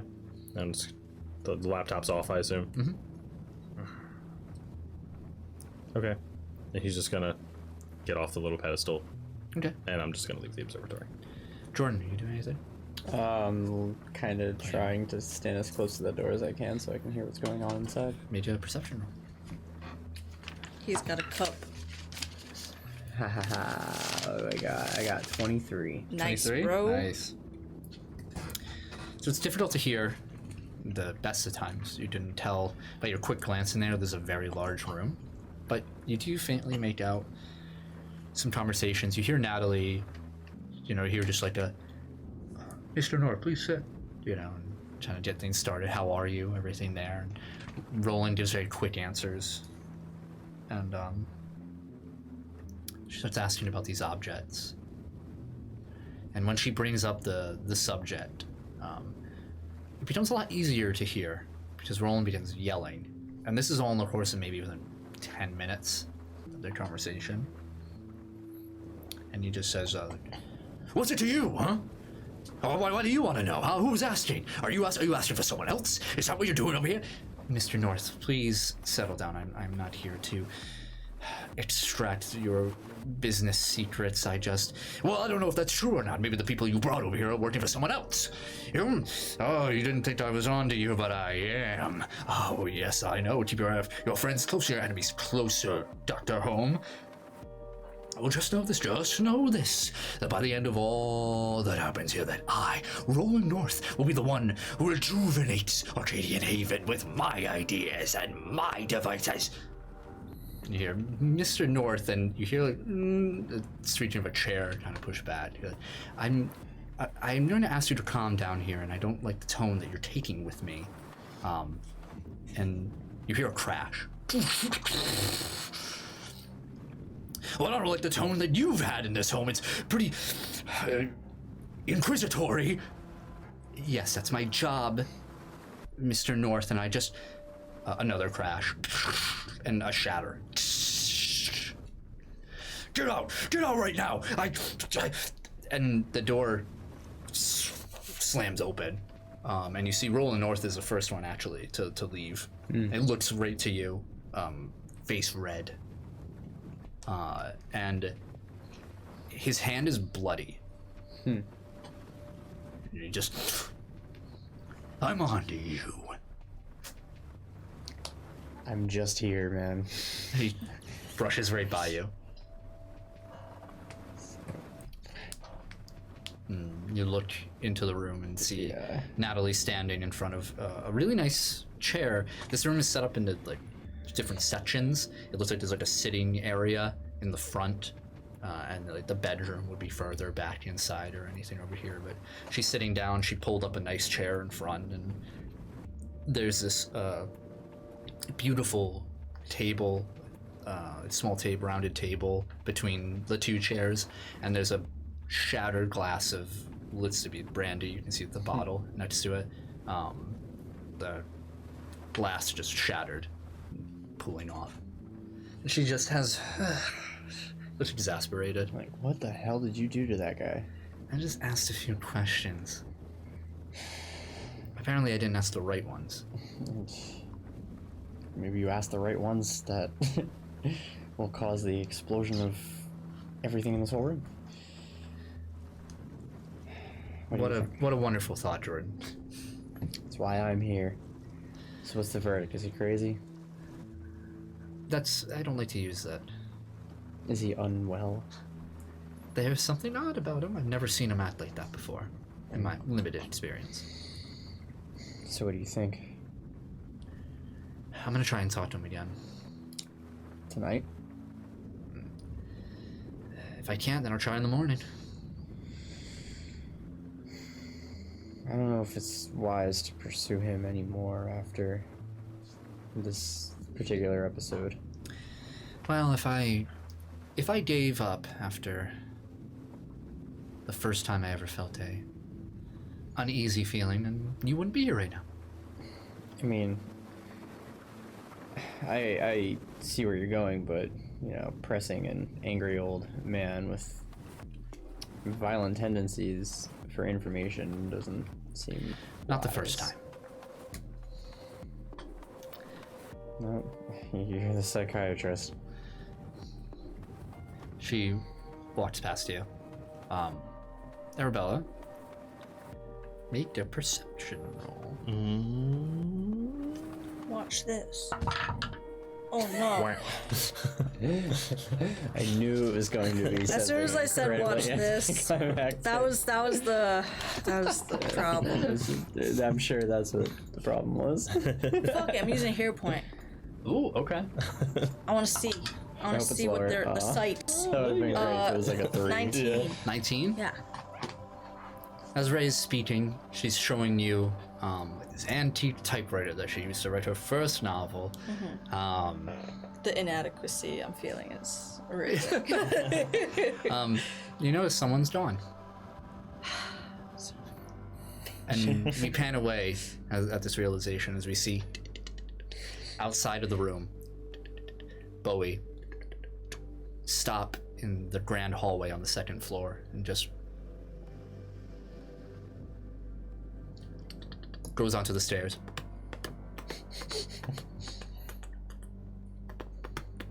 It's a big staircase. Yeah, it's a very big staircase. Appears back Enjoy on the the, visual. on the first floor, looking around, sniffing. And then looks over to the locked door besides the conservatory. And runs over to it. And we hear down beyond the door, we hear a and Bowie starts thrashing at the door and then pokes his head under and squeezes his way directly under. And we see this dark hallway, the slight curve to it. And we see he bumps in the clattering of a metal tray. Looks around and sees another locked door.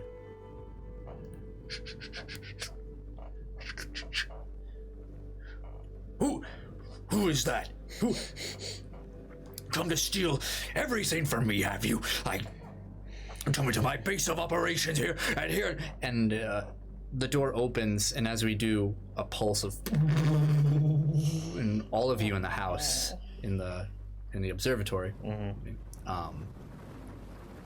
in Rhea's room, and in the hallway outside of Roland's room, you all feel a wave of nausea overtake you. We see Roland look down at Bowie, who immediately sparks with energy. Something past Roland, a dark shadow. Still. Bowie tries to move past, and Roland reaches out his arms, and Bowie flies back down the hallway. And the house... We hear the thunder.